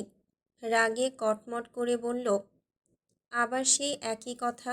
তোর কি আমার পেছনে হাত ধুয়ে পড়ে থাকা ছাড়া খেয়ে দেওয়ার কোনো কাজ নেই জিসান? প্লিজ ইস্যু, একটাবার আমাকে বিশ্বাস কর। আমি তোর ভালোর জন্যই বলছি। এই সত্যিটা জানা তোর জন্য ভীষণ জরুরি। তোর কাছ থেকে কোনো প্রকার সত্যি জানার প্রয়োজন কিংবা ইচ্ছে কোনোটাই নেই আমার। রাখলাম, বাই। এক নাগাড়ে কথা শেষ করে জিসানের মুখের উপরে কল কেটে দিল ঈশা। তবে জিসানের কথাগুলো নিয়ে খুব বেশি ভাবনার সময় করে উঠতে পারল না। তার আগেই দ্বিতীয়বারের মতো বেজে ওঠে মুঠোফোন। ঈশানী চোখ বুলিয়ে দেখল নিঝুম ফোন করেছে, তাই কোনোরূপ দ্বিধাদ্বন্দ্ব ছাড়াই ফোন রিসিভ করে কানে তুলল এবার। সঙ্গে সঙ্গে ওপাশ থেকে ভেসে এলো নিঝুমের উদ্বিগ্ন কণ্ঠস্বর, ইস্যুরে, তুই কোথায়? দিন দুপুরে নিঝুমের হেয়ালিপনা মোটেই ভালো লাগছে না ঈশার। ও বিরক্ত হয়ে জবাব দেয়, বেকার মানুষ কোথায় আর থাকব, বাসাতেই আছি। এবার নিঝুমের কণ্ঠস্বর আরও দৃঢ় হলো খানিকটা। ও ইস্যুকে তাড়া দিয়ে বলল, খবরদার বাসায় থাকিস না, এক্ষুনি কোথাও বেরিয়ে যা। কপাল কুঁচকালো ঈশানী, গা ছাড়া ভাব ধরে বলল, বেরিয়ে যাব মানে? কি হয়েছে? আন্টি মানে তোর মা একটু আগেই কল দিয়ে আমাদের বাসার অ্যাড্রেস নিল। উনি চিটাগাং এসেছেন তোকে কোনো পাত্রপক্ষের সঙ্গে আলাপ করাবেন সেই জন্য। তোর আজ খবর আছে রে ইস্যু, তাড়াতাড়ি ভাগ। এতক্ষণে হকচকিয়ে বসা থেকে উঠে দাঁড়ালো ঈশানী। কাপা গলায় তোতলাতে তোতলাতে বলল, কি বলছিস? এখন এই সময় যাবোটা কোথায় আমি? নিঝুম দীর্ঘশ্বাস ছেড়ে বলল, 5 মিনিট পর আমার ক্লাস টেস্ট আছে, নয়তো বলতাম ক্যাম্পাসে চলে আয়, কিন্তু সেটা তো সম্ভব নয়। তাই আপাতত যেখানে খুশি চলে যা, পরে পরিস্থিতি ঠান্ডা হলে বাড়িতে গিয়ে না হয় সবাইকে মানিয়ে নিস। স্যার এসে গিয়েছে রে, রাখলাম আমি। হিসিয়ে কি যেন বলে তাড়াহুড়ো করে কল কেটে দিল নিঝুম। এদিকে ঈশানী পড়েছে মহাবিপদে। মনে মনে ভাবছে, মা এখানে এলে নির্ঘাত চেঁচামেচি করে ফ্ল্যাট মাথায় তুলবে, তার উপর পাত্রপক্ষ এক মহা ঝামেলা।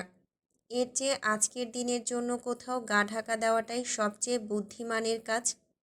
কিন্তু হুট করে যাবোটা কোথায়? দাঁত দিয়ে নখ কাটতে কাটতে গভীর ভাবনায় ডুবে আছে ইস্যু। এমন সময় আবারও কল আসে জিসানের নাম্বার থেকে। ভবঘুরে ঈশানী আনমনেই মোবাইলটা কানে তোলে এবার। ঈশানী ফোন রিসিভ করতেই জিসান তাড়াহুড়ো করে বলে ওঠে, প্লিজ ঈশানী, কল কাটবি না, এটাই শেষবার, শুধু একটা বাড়ায়। সত্যিটা নিজের চোখে দেখে যা, তারপর আর কখনোই জ্বালাবো না তোকে আমি, প্রমিস। তবুও শেষবারের মতো প্লিজ আমাকে বিশ্বাস কর, সত্যিটা তোর জানা খুব দরকার। প্লিজ ঈশানী, না করিস না। এতক্ষণে থমকালো ঈশানী। কি এমন সত্যি জানানোর জন্য উদগ্রীব হয়ে আছে জিসান, তা আবার সাবজেক্টটা অরণ্যক। মুখে প্রকাশ না করলেও মনে মনে ঠিকই কৌতূহলী হয়ে ওঠে ঈশানী।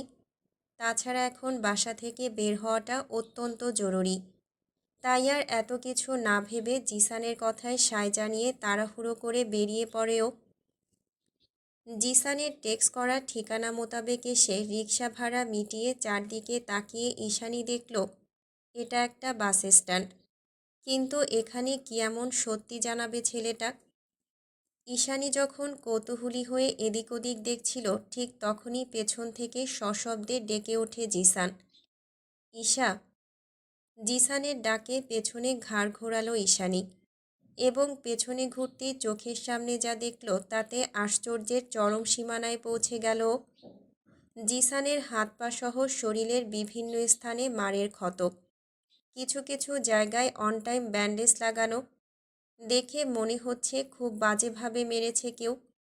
কিন্তু কে করলো জিসানের এই অবস্থা? কেই বা মারল ওকে?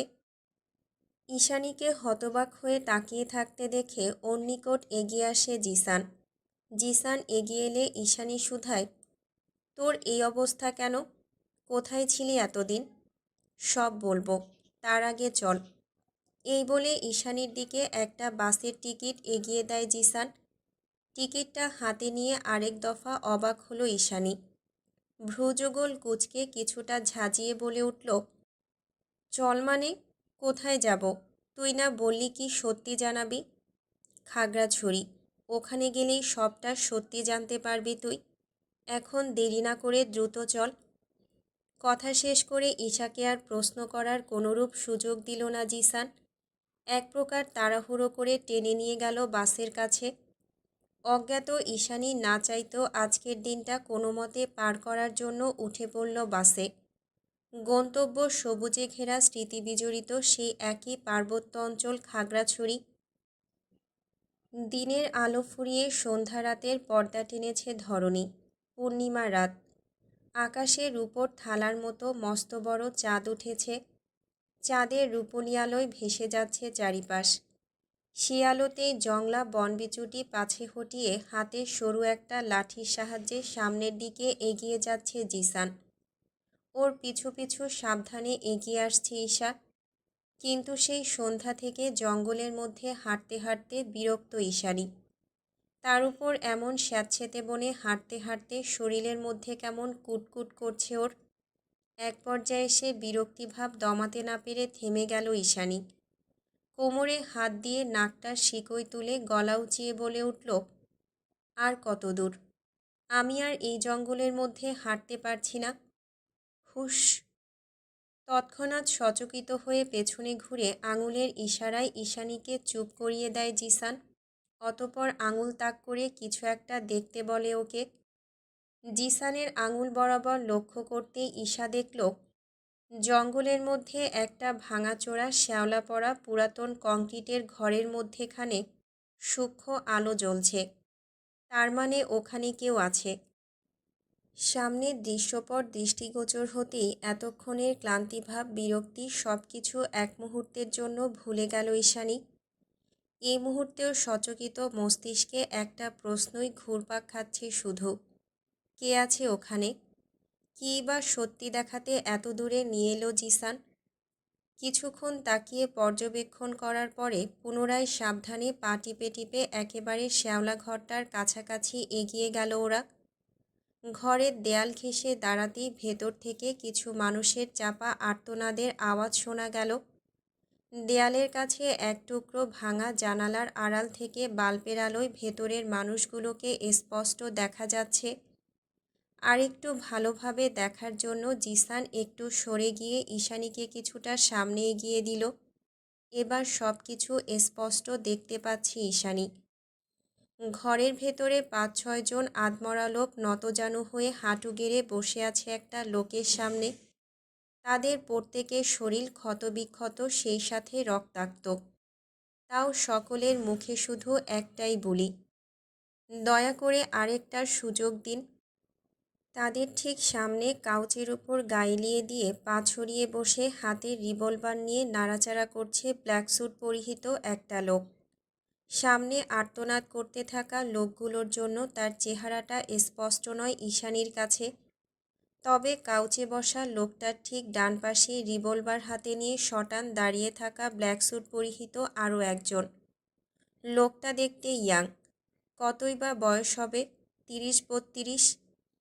কাউচে বসা লোকটা কিংবা দাঁড়িয়ে থাকা লোকটা দুজনার কারোরই হেলদোল নেই এতগুলো লোকের আর্তনাদে। একটু পরই কাউচে বসা লোকটার গমগমে আওয়াজ শোনা গেল শুধু, ওদেরকে বলতে দাও তুষার, এরিস কখনো সেকেন্ড চান্স দেয় না। ওটা আমার ডিকশনারিতেই নেই। পাইথন প্যারাডাইসে বিট্রেয়ারদের গন্তব্য একটাই, দ্যাট ইজ হেল। আর বিশ্বাসঘাতকদের এরিস সেটা দুনিয়াতেই দেখিয়ে দেয়। ভেলভেটের মতো মসৃণ তার কণ্ঠস্বর, অথচ কথার পারদে পারদে অন্তরাত্মা কাঁপিয়ে দেওয়ার মতোই হিংস্রতা। এরিসের কথার পাছে তুষার অত্যন্ত গম্ভীর গলায় বলে ওঠে, এরা এক একজন ড্যানিয়েলের বিশ্বস্ত সব স্পাই। এদেরকে আর বাঁচিয়ে রেখে লাভ নেই। সব কটাকে মেরে ফেলুন এরিস, বাকিটা গার্ডরা সামলে নেবে। তুষারের কথা শেষ হওয়ার সঙ্গে সঙ্গে সামনের নতজানু লোকগুলো পুনরায় হাউমাউ করে হাত জোড় করে কেঁদে উঠল। তাদের আর কিচ্ছু চাই না, শুধু একটু বাঁচার আকুতি, জীবনে আর একটা সুযোগ, আর কিচ্ছু নয়, কিচ্ছু নয়। অথচ লোকগুলোর কান্নাকাটির মাঝেই একে একে রিভলভারগুলো লোড করে ফেলল হার্টলেস মাফিয়া বস এরিস ইউভান। এরপর হিসশিসিয়ে শুধু ঠোঁট নাড়িয়ে কয়েকটা আওয়াজ বের করল মুখ থেকে, এরিস কখনো সেকেন্ড চান্স দেয় না, জাস্ট গো টু হেল। ব্যাস। এরপর পায়ের উপর পা তুলে আরামসে বসে একের পর এক ট্রিগার প্রেস করে কীটপতঙ্গের মতোই একে একে ঝাঁঝরা করতে লাগলো সবগুলো স্পাইয়ের বুক। মুহূর্তের মধ্যে বারুদার রক্তের তীক্ষ্ণ গন্ধে ভরে উঠল জায়গাটা। অত্যন্ত কর্ধের সাথে গুলি চালানোর ফলে এক পর্যায়ে স্পাইগুলোর বুক থেকে বের হওয়া রক্ত ছিটকে এসে আছড়ে পড়ল ঈশানীর চোখে মুখে। সেই সাথে ওর চোখের সামনে স্পষ্ট হলো ভীষণ প্রিয় পিয়ার্সিং করানো সুদর্শন অথচ হিংস্র মুখশ্রীখানা। সঙ্গে সঙ্গে গগন কাঁপিয়ে চিৎকার করে উঠল ঈশানী, অরণ্য! তৎক্ষণাৎ শক্ত হাতে ওর মুখটা চেপে ধরে জিসান।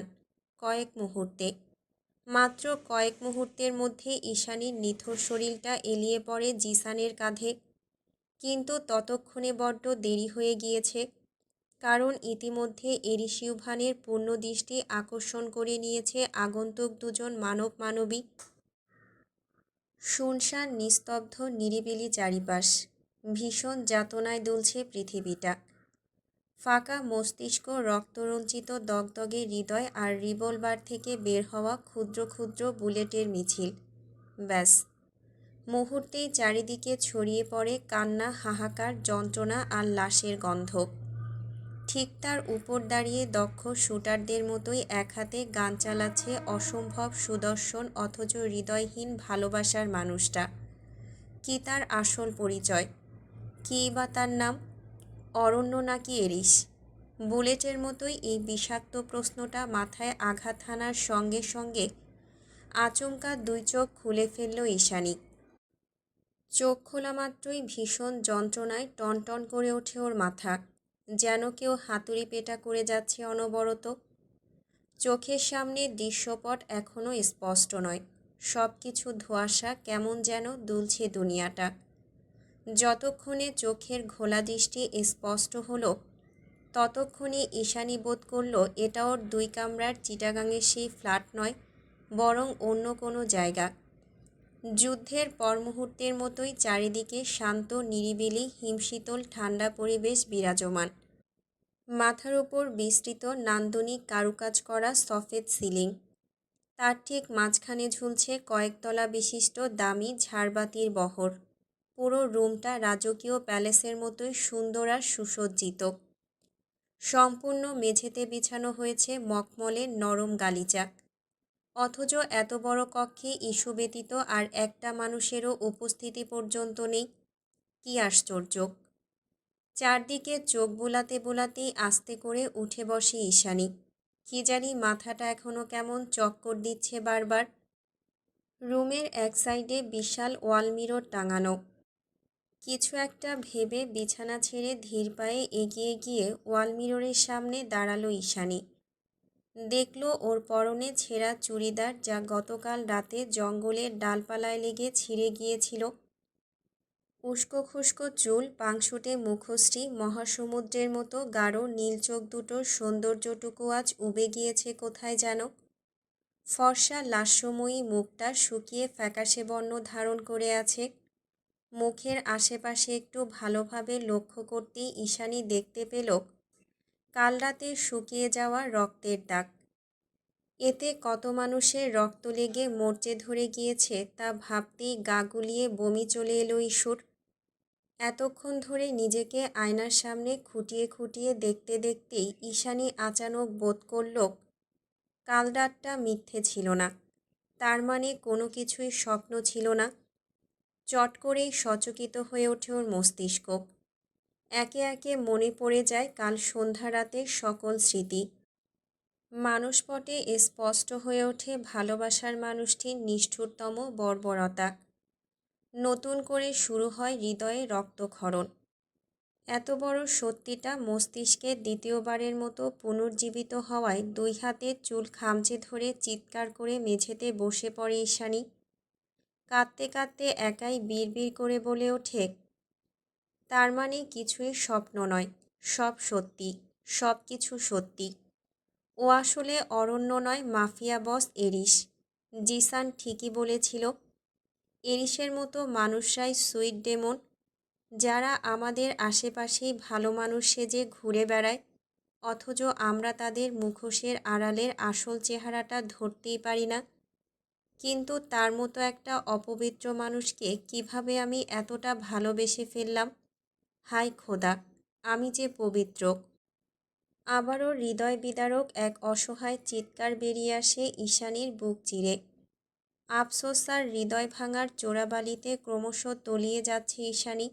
শুধু মনে হচ্ছে কেউ পেছন থেকে ছুরির আঘাত করে ক্ষতবিক্ষত করে দিয়েছে ওর বুকের ভেতরটা। মেঝেতে ঝুঁকে পড়ে কাঁদতে কাঁদতে ঈশানী আবারও বলে ওঠে, সবাই ঠিকই বলে, আমি যতই আত্মবিশ্বাসী হওয়ার ভান ধরে থাকি না কেন, আসলে ভেতর থেকে আমি একদম বোকা, সত্যিকারের বোকা, যার এই নিষ্ঠুর দুনিয়া সম্বন্ধে কোনো ধারণাই নেই। জিসান ঠিকই বলে, কিচ্ছু জানি না আমি, কিচ্ছু না। জিসানের কথা বলতে বলতেই হুট করে ঈশানীর মনে পড়ে গেল জিসান কাল রাতে ওর সাথেই ছিল। তাছাড়া এই জায়গাটাও তো ভারী অচেনা। অগত্যায় কান্নাকাটি বাদ দিয়ে তাড়াহুড়ো করে উঠে দাঁড়ালো ঈশানী। ভেতরে ভেতরে শঙ্কা জেগেছে ওর। এরিসিউভান এত সহজে ওদের ছেড়ে দিল। ছেড়ে যখন দিলই, তাহলে জিসান কোথায়? আর ওই বা কোথায় আছে এখন? নিজের অবস্থান জানার জন্য এবার জলদি ছুটে গিয়ে কক্ষের বাইরে পা বাড়ালো ঈশানী। তবে দরজা খোলার সঙ্গে সঙ্গে দুজন ব্ল্যাক স্যুট পরিহিত ফরেনার গার্ডস এসে আটকে দেয় ওকে। এমন দানবীয় দেখতে লোকগুলোর সঙ্গে কথা বলার সাহস হলো না ঈশানীর। তাই ধীরে ধীরে পিছিয়ে গিয়ে রুমের জানালার কাছে ছুটে যায় ও। ওটাকে বহু কষ্টতে টেনে হিঁচড়ে খুলে বাইরের পরিবেশটা বোঝার চেষ্টা চালায় কিছুক্ষণ। জানালার পাশেই সরু করিডোর, ঠিক তার থেকে কয়েক হাত দূরে সামনের দিকে দৃষ্টিপাত করতেই শান্ত নদীর মতো চোখ দুটো আতঙ্কে জর্জরিত হয়ে উঠল ঈশানীর। চোখের সামনে যেন পুরো দুনিয়া দুলে উঠল ওর। আকস্মিক ঘটনায় স্তব্ধ। হা হয়ে যাওয়া মুখটা দুই হাতে চেপে ধরে নিজের অজান্তেই কয়েক কদম পিছিয়ে এলো ঈশানী। পিছু হটতে হটতে ভয়ে থরথরিয়ে কেঁপে উঠে অস্পষ্ট আওয়াজে বলে উঠল, এটা তো মাঝ সমুদ্র। তাহলে আমি এখানে কেন? কোথায় আছি আমি? চারিদিকে আরও একবার ভয়ে ভয়ে চোখ বুলালো ঈশানী।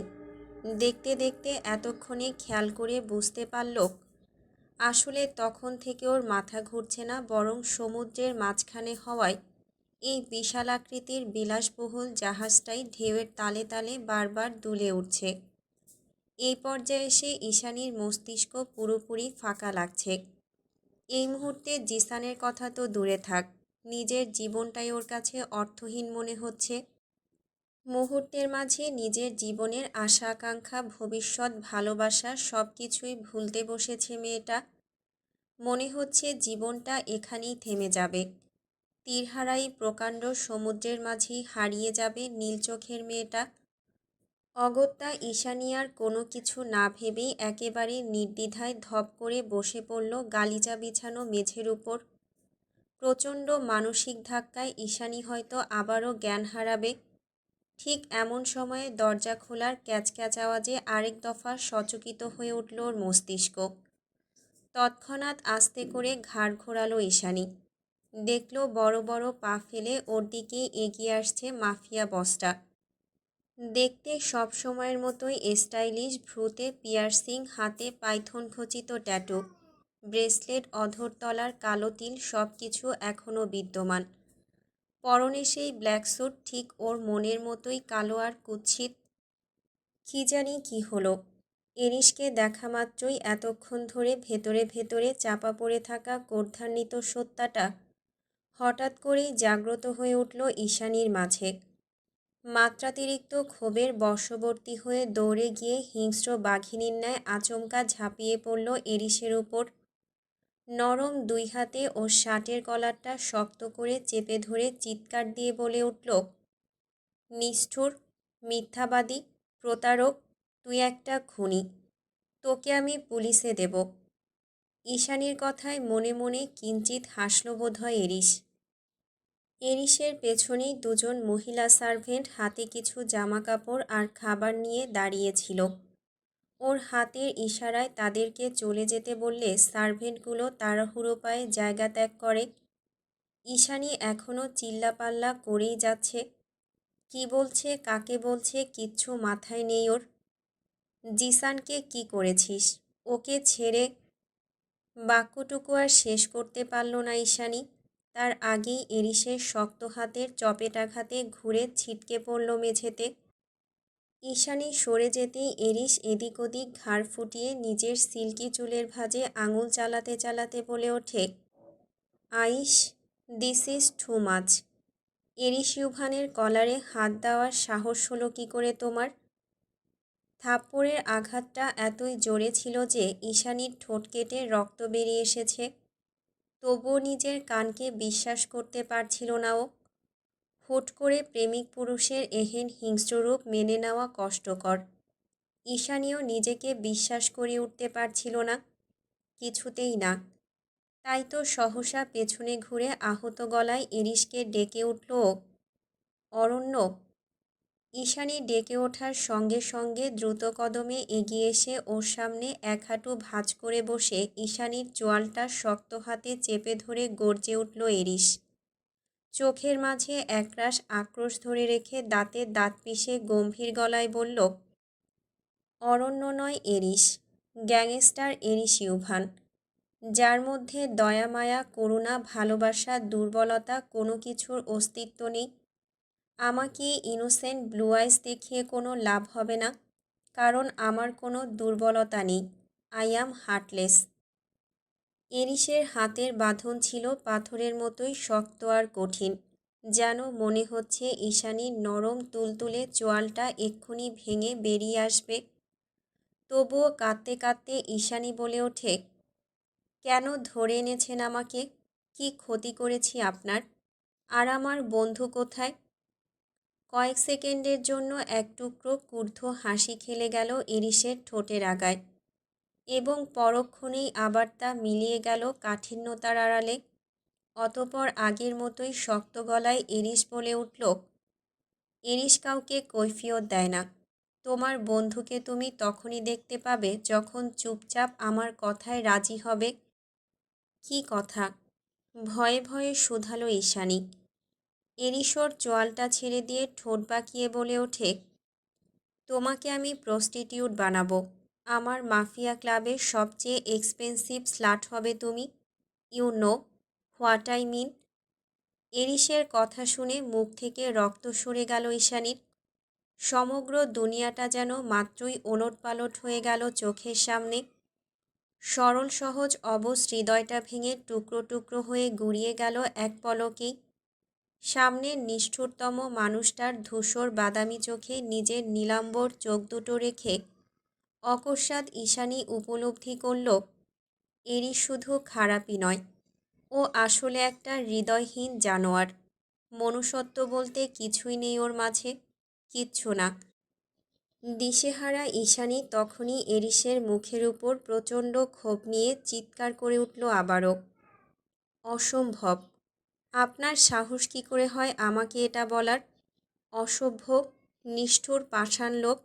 আমাকে ওইসব অপবিত্র জিনিসের সঙ্গে তুলনা করতে একবারও বুক কাঁপল না আপনার? পুনরায় ওর অন্য গালে শরীরের সর্বশক্তি দিয়ে চর বসালো এরিস। এবার থাপ্পড়ের আঘাতে টাল সামলাতে না পেরে খাটের এক কোণে লেগে কপালটাই কেটে গেল ঈশানীর। এক কথায় পুরো মুখমণ্ডল রক্তাক্ত ওর। এতটা আঘাতের পরেও সামনের দিকে ঝুঁকে ঈশানীর গলা চেপে ধরে এরিস বলে উঠল, তোমার কি করে সাহস হলো এরিস ইউভানের সামনে এভাবে কথা বলার? How dare you to talk like that? তোমাকে প্রত্যেকটা কথার মূল্য চুকাতে হতে পারে, সেটা কি তুমি জানো? দ্বিতীয়বার আমার সামনে এভাবে গলা উঁচিয়ে কথা বলার স্পর্ধা দেখাতে এলে জিভ কেটে ফেলবো আমি তোমার। জিসানকে বাঁচাতে চাইলে চুপচাপ যা বলছি সেটাই মেনে নাও। এমনিতেও তুমি আর এই জায়গাটা থেকে বের হতে পারবে না, কোনো দিন না। মেরে ফেলুন আমাকে, এক্ষুনি মেরে ফেলুন। এই যন্ত্রণা নিতে পারছি না আমি, কাঁদতে কাঁদতে বলে ওঠে ঈশানী। এরিস নতুন উদ্যমে ঈশানীর নরম তুলতুলে সরু গলাটা চেপে ধরল আবারও। অতঃপর দাঁত খিচিয়ে বলে উঠল, তুমি কি বুঝতে পারছো না যে তুমি আমার সাথে এভাবে কথা বলতে পারো না? বেশি বাড়াবাড়ি করলে তোমার চোখের সামনে তোমার বন্ধুকে তিলে তিলে মৃত্যু দেব আমি। আর তুমি নিশ্চয় এটা চাইবে না যে তোমার একটা ছোট্ট ভুলের কারণে বেচারা ইনোসেন্ট ছেলেটার প্রাণটাই চলে যাক। না। আঁতকে ওঠে ঈশানী। পরক্ষণেই আবার ডুকরে কান্না শুরু করে দেয় মেয়েটা। কাঁদতে কাঁদতে অসহায়ের মতো হাঁটু মুড়ে বসে কাতর গলায় বলতে আরম্ভ করে, কেন করছেন এসব? কি ক্ষতি করেছি আপনার? কোন ভুলের শাস্তি দিচ্ছেন আমাকে? বলুন, আমিই কেন? ঈশানীর কথার পাছে আবারও সেই গা জ্বালানো কপট হাসি ফেরত দিল এরিস। ওর হাসিটা যতটা না বিরক্তিকর তার চেয়েও বেশি ভয়ানক। এরিসকে ঠোঁট বাঁকিয়ে হাসতে দেখে ঘৃণায় চোয়াল শক্ত হয়ে এলো ঈশানীর। যে চোখে খানিক আগেও অসহায়ের রাজত্ব ছিল সেই চোখে এখন আগুন ঝরছে মেয়েটার। এরিস মুখমণ্ডলে ক্রুদ্ধ হাসিটা ধরে রেখেই শান্ত অথচ গম্ভীর গলায় বলল, কৈফিয়ত চাইছ? হ্যাঁ চাইছি, কণ্ঠে দৃঢ়তা আনল ঈশানী। এরিস ওর হাতের বাঁধন দ্বিগুণ শক্ত করে বলল, ইউ নো হোয়াট? কাউকে কৈফিয়ত কিংবা সেকেন্ড চান্স কোনোটাই দেয় না Iris, and it will gonna be fun. আমি তোমাকে আগেও বলেছি, এখনও বলছি, I am not the prince of your fairy tale, I am the monster of your nightmare. আমি দয়ালু নই, তুমি যা ভেবেছ সেটাও নই। এই পৃথিবীতে আমার কোনো দুর্বলতা নেই, আর যার কোনো কিছুতে দুর্বলতা নেই তাকে কেউ কোনো দিন ভাঙতে পারে না, কেউ না। শুনেছ তুমি? I have no fucking weakness. সুতরাং আমার সামনে সব ফেক ইনোসেন্স দেখিয়ে কোনো লাভ নেই মিস ঈশানী তুস্কন্যা। তুমি আর এই জীবনে কখনো এই জায়গা ত্যাগ করতে পারবে না। এখান থেকে বেরোনোর সকল রাস্তা তোমার জন্য চিরতরে বন্ধ হয়ে গিয়েছে। দ্যাটস ওয়াই এখন থেকে একটা ভালো প্রস্টিটিউট হওয়ার জন্য নিজেকে মানসিকভাবে প্রস্তুত করো। চুপচাপ লক্ষ্মী মেয়ের মতো ড্রেস চেঞ্জ করে খাওয়া দাওয়া করে নাও। কথাগুলো শেষ করে ঈশানীকে ছেড়ে দিয়ে চলেই যাচ্ছিল এরিস। ঠিক তখনই পেছন থেকে ঝাঁঝালো কণ্ঠে চিৎকার করে উঠল ঈশানী, কিছু একটা ভেবে মাথা উঁচিয়ে দৃঢ় গলায় বলে উঠল, তোমার এই অহংকার তোমাকে সর্বশান্ত করে দেবে এরিস ইউভান।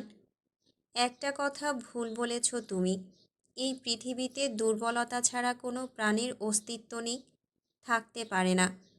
তোমার মতো জানোয়ারেরও দুর্বলতা রয়েছে, হয়তো তুমি সেটা এখনও উপলব্ধি করতে পারছো না। তবে আজ না হয় কাল যখন তুমি তোমার দুর্বলতা ধরে ফেলবে, তখন কোনো একদিন তোমার সেই দুর্বলতা তোমাকে ধ্বংস করে দেবে, ভেঙে গুঁড়িয়ে দেবে তোমার অহমিকার দেয়াল, নিঃশেষ করে দেবে তোমার অস্তিত্ব। তোমার দুর্বলতাই হবে তোমার ধ্বংসের একমাত্র কারণ। অত্যন্ত কর্ধে কথাগুলো বলার সময় তীর করে কাঁপছিল ঈশানীর সর্বাঙ্গ। তবে ওর কথাগুলো কর্ণকুহরে পৌঁছানোর সঙ্গে সঙ্গে মিলিয়ে গেল এরিসের ঠোঁটের সেই অদ্ভুত ক্রুদ্ধ হাসি। তার বদলে সমগ্র মুখমণ্ডলে এসে ভর করল ভয়াবহ কাঠিন্যতা।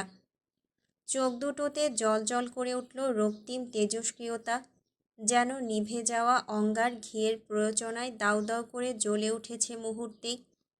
এরপর ঘুরে দাঁড়িয়ে রাগে কাঁপতে থাকা ঠোঁট দিয়ে দুটো বাক্য উচ্চারণ করল শুধু, আমার সাথে লাগতে এসো না, ইউ ফাকিং বিচ।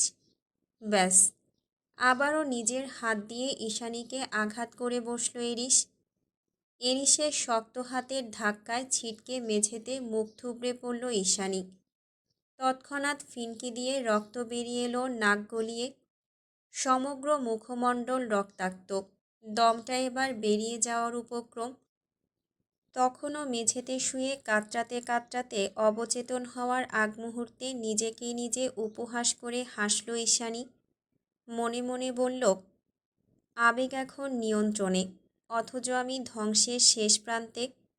না জেনে না শুনে দিনরাত একটা জানোয়ারকে ভালোবাসার শাস্তি হিসেবে এটা তোর প্রাপ্য ঈশানী। হ্যাঁ, এটাই তোর প্রাপ্য। ঈশানীর ঘর থেকে বেরিয়ে মাত্রই লাউঞ্জে ফিরেছে এরিস।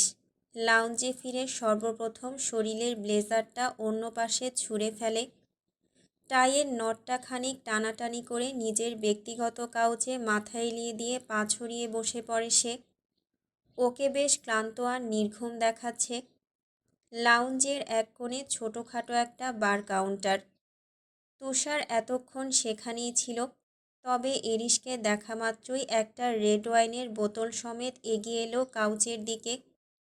তখনও চোখ বন্ধ করে আধশোয়া হয়ে বসে আছে এরিস। তুষার সব সময়ের মতোই বেশ দক্ষ হাতে এরিসের জন্য গ্লাস ভর্তি ওয়াইন সার্ভ করতে করতে বলে, মিস ব্লু আইস অ্যাঞ্জেলের জ্ঞান ফিরল তাহলে? আপনাকে দেখে হতাশ মনে হচ্ছে এরিস। তৎক্ষণাৎ চোখের পাতা খুলে ফেলল এরিস।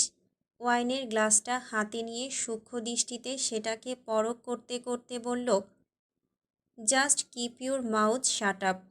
হতাশা এরিসের ডিকশনারিতে নেই। Life is just a game. হয় জিতে গিয়ে পুরো দুনিয়াটাকে দেখিয়ে দাও, আর নয়তো তোমার হার দুনিয়া দেখার আগেই পৃথিবী থেকে নিশ্চিহ্ন হয়ে যাও। হতাশা ইজ নট মাই টাইপ। ওয়াইনের গ্লাসে ছোট্ট একটা সিপ নিয়ে তুষারের দিকে ঘাড় বাঁকালো এরিস, যে এই মুহূর্তে এরিসকেই সার্ভ করায় ব্যস্ত। ইভেনও নিজেও এটা ভালো করেই জানে, না বললেও তুষারোর প্রত্যেকটা ইনস্ট্রাকশনে ঠিক কতটা স্ট্রিক্ট। কারণ বিচক্ষণতার দিক দিয়ে এরিসের চেয়ে কোনো অংশে কম নয় তুষার। তুষার জাওয়াত, এরিস ইউভানের ডান হাত, পাইথন প্যারাডাইসের সেকেন্ড লিডার, যার জীবনে মিশন আর ভীষণ শুধু একটাই, জীবন দিয়ে হলেও পাইথন প্যারাডাইস আর এরিস ইউভানকে রক্ষা করে যাওয়া। বয়সের দিক দিয়ে বিবেচনা করলে এরিস আর তুষার সমবয়সী, তবে স্বভাবের দিক দিয়ে দুজনার বৈশিষ্ট্য বেশ আলাদা। এরিস যেমন হুটহাট রেগে গিয়ে চারিদিকে ধ্বংসযজ্ঞ বাঁধিয়ে দিতে এক সেকেন্ডও ভাবে না, তুষার মোটেই তেমন নয়। পরিস্থিতি অনুকূল হোক কিংবা প্রতিকূল, সকল অবস্থাতেই তুষারের মুখভঙ্গিমা থাকে একই রকম। উত্তেজিত নয়, বরঞ্চ ঠান্ডা মাথায় কৌশলে শত্রুপক্ষকে ঘায়েল করতে পারদর্শী তুষার। এরিস হার্টলেস, এটা সবাই জানে। তবে তুষারের মন মস্তিষ্কে কখন কী চলে তার ঠিকভাবে অনুমান করা দেয়। এক কথায় he is a master mind. মেয়েটাকে কি করবেন? তুষারের অকস্মাৎ প্রশ্নে ভাবনার জগৎ থেকে বেরিয়ে এলো এরিস। পায়ের উপর পা তুলে আরেক দফা ওয়াইনে চুমুক দিয়ে জবাবে বলল, ও আমাদের কোটি কোটি টাকা এনে দিতে পারবে। I know that. এই জন্যই সেদিন মেরে ফেলতে বারণ করেছিলাম। আপনি তো জঙ্গলের মধ্যে টং ঘরে নিয়েই খেল খতম করে দিতেন। তুষারের কথায় কিছু একটা ভাবল এরিস। পরক্ষণেই ঠোঁট কামড়ে বলল, হ্যাঁ, কারণ আমি ভেবেছিলাম ওই স্পাইগুলোর মধ্যে একজন। নয়তো আমার রেস্ট্রিক্টেড এরিয়াতে এত সহজে একটা মেয়ে ঢুকতে পারল। You know that not so easy. Totally miracle, but ওর দামটা এখনও আনকাউন্টেবল। কথাটা বলে ঠোঁট বাঁকিয়ে হাসল তুষার। এরিস চোখ বন্ধ করে কিছুক্ষণ ভেবে চট করেই চোখ খুলে সচকিত হয়ে বলে উঠল, ইউ নো হোয়াট তুষার, আমি এর আগে কখনো নীল চোখের বাঙালি মেয়ে দেখিনি। Also she is virgin. Tushar চোখ ছোট ছোট করে বলল, কিন্তু এত সহজে মেয়েটাকে নিজের ডেরায় টেনে আনলেন কি করে? কিঞ্চিত ঠোঁট বাঁকিয়ে কপট হাসল এরিস। দুই ঠোঁটের ফাঁক গলিয়ে ইলেকট্রিক সিগারেটের ধোঁয়ার কুণ্ডুলি উড়িয়ে বলল, জোর জবরদস্তি টানা হেঁচড়া আরেকটা পুলিশ কেস। এগুলো আসলে আমার পছন্দ নয়। সো তুমি ভালো করেই জানো আমি কি করেছি। হ্যাঁ জানি। ম্যানুপুলের জিনিসটা আপনি খুব ভালোই পারেন। By the way, what is our next plan? এবারে শিরদাঁড়া সোজা করে বেশ মনোযোগী হয়ে বসল এরিস। হাতের ভেবসটা সাইডে ছুঁড়ে ফেলে সামনের টি টেবিল থেকে কুড়িয়ে নিল আইপ্যাডখানা। সেটাকেই স্ক্রল করতে করতে তুষারের উদ্দেশ্যে বলল, next target will be blood diamond. It's a huge project. Be ready for that. এরিসের কথায় তীক্ষ্ণ ভাঁজ পড়ল তুষারের কপালে। ও কিছুটা চিন্তিত ভঙ্গিতে বলল, ব্লাড ডায়মন্ড মানে রক্তহীরক? কিন্তু সেটা তো এক পিসি আছে, তাও আমাদের চরম শত্রু ড্রাগন হান্টার গ্রুপের গডফাদার ড্যানিয়েল হ্যারিসনের কাছে। ড্যানিয়েল এত সহজে আমাদের সঙ্গে ডিল করবে বলে তো মনে হয় না। আপনার মনে হয়? It's not a fucking deal, it's a mission. Blood diamond আমার চাই চাই। এরিসের কথার জের ধরে তুষার আরও কিছু বলবে তার আগেই সদর দরজা খুলে লাউঞ্জে প্রবেশ করে ডেকের একজন তুচ্ছ গার্ড। কোনো এক অজানা কারণে ভীষণ হাঁপাচ্ছে গার্ডটা। লোকটাকে দেখে ভ্রুকুঞ্চিত করে সাইডে রাখা রিভলভারটা লোড করতে শুরু করে দিল এরিস। কারণও ভেবেছে অন্য কোনো শিপ থেকে হয়তোবা জলদস্যু আক্রমণ করেছে। অথচ তুষার বেশ ঠান্ডা আওয়াজে লোকটাকে জিজ্ঞেস করল, হাঁপাচ্ছ কেন? কি হয়েছে? বস, মেয়েটা হুট করেই শিপ থেকে ঝাঁপ দিয়েছে। ভয়ে ভয়ে মুখ থেকে কথাটা বের করল গার্ড। এরিস চোয়াল শক্ত করে জিজ্ঞেস করল, কোন মেয়েটা? নীল চোখের মেয়েটা। কথাটা শোনার সঙ্গে সঙ্গে রিভলভার সমেত লাউঞ্জ থেকে গটগটিয়ে বেরিয়ে গেল এরিস। যেতে যেতে ফের তুষারকে উদ্দেশ্য করে বলল, গার্ডদের বলো জিসান ছেলেটাকে ধরে বাইরে নিয়ে আসতে। উত্তাল সমুদ্র। যেদিকে চোখ যায় সেদিকেই শুধু নীলাম্বর জলের আঁকাবাঁকা উর্মিমালা। দৃষ্টির শেষ সীমানা পর্যন্ত কোথাও কোনো প্রাণের অস্তিত্ব নেই। এ যেন পৃথিবীর বাইরে নতুন আরেক পৃথিবী। বিলাসবহুল এই জাহাজের ডেকের অংশটা একেবারে নিচে অবস্থিত। খানিক বাদে বিশালাকৃতির ঢেউগুলো এসে ভিজিয়ে দেয় জায়গাটা। আপাতত ঈশানীকে উদ্ধার করে গার্ডরা ডেকেই দাঁড়িয়ে আছে, কারণ ইতিমধ্যে এরিস চলে এসেছে ওখানে। এরিস যখন ডেকের বাইরে পা রাখে তখন দেখতে পায় গার্ডদের কড়া পাহারার মাঝে দাঁড়িয়ে বুকের উপর দুই হাত ভাঁজ করে রেখে ঠান্ডায় ঠকঠকিয়ে কাঁপছে ঈশানী। ওর পরনে সফেদ রঙা লং শার্ট আর জিন্স, যেগুলো আজ সকালেই মহিলা গার্ডরা ওকে পরতে দিয়েছিল। পাতলা ফিনফিনে শার্টটা ঈশানীর গমরঙা ত্বকের মতোই কোমল আর হালকা। পানিতে ভিজে সেটা এখন ত্বকের সাথে মিশে গিয়ে পুরোপুরি আয়নাতে পরিণত হয়েছে। যদিও সেদিকে বিন্দুমাত্র নজর নেই এরিসের, তবে ঈশানীর শরীরের তীব্র কম্পন আর দাঁতের ঠকঠক আওয়াজটা ঠিকই স্পষ্ট শুনতে পাচ্ছে ও। ঈশানীর বেশভূষা দেখে এরিস বেশ বুঝতে পারল কোনোভাবে গার্ডদের বোকা বানিয়ে পালাতে চেয়েছিল ঈশানী। ওয়েট, পালাতে তো চায়নি, বরং মরতে চেয়েছিল। কিন্তু মেয়েটা এখনও এটাই বুঝতে পারল না যে এরিস ইউভানের অনুমতি ব্যতীত এখানে কোনো কিছুই করা সম্ভব নয়, এমনকি আত্মহত্যাও নয়। ঈশানী কাঁপছে ঠিকই, তবে ওর দুই চোখে ভয়ের লেশমাত্র নেই। যেন মৃত্যুই ওর এখান থেকে পরিত্রাণ পাওয়ার একমাত্র রাস্তা, আর ও সেটার জন্য পুরোপুরি প্রস্তুত। এরিস ওর দিকে যতই এগিয়ে আসছিল ওর চোখের ক্ষুব্ধতা ততই বৃদ্ধি পাচ্ছিল। এক পর্যায়ে মুখোমুখি হয় দুজন। দ্বিতীয়বারের মতো মিলিত হয় দুই জোড়া নেত্রপল্লব। একজোড়া গাঢ় নীল মণিযুক্ত চোখের গহ্বরে কঠিন দৃষ্টিপাত নিক্ষিপ্ত হয় আরেক জোড়া ধূসর বাদামি চোখের। দুজনার চোখেই আগুন ঝরা হিংস্রতা। এ যেন চোখের সঙ্গে চোখের স্নায়ুযুদ্ধ। কিন্তু এই দ্বন্দ্বে ঈশানীকে তো হার মানতেই হবে, কারণ ওর প্রতিপক্ষ স্বয়ং এরিস ইউভান। এবং হলো সেটাই। ঈশানীর দিকে কঠোর দৃষ্টি অব্যাহত রেখে হুট করে ওর কপাল বরাবর রিভলভার তাক করল এরিস। না, তাতেও ঈশানী ভয় পেল না। তবে এরিসের মাথায় সম্পূর্ণ ভিন্ন কিছু চলছিল, যা ঈশানীর কল্পনার ঊর্ধ্বে।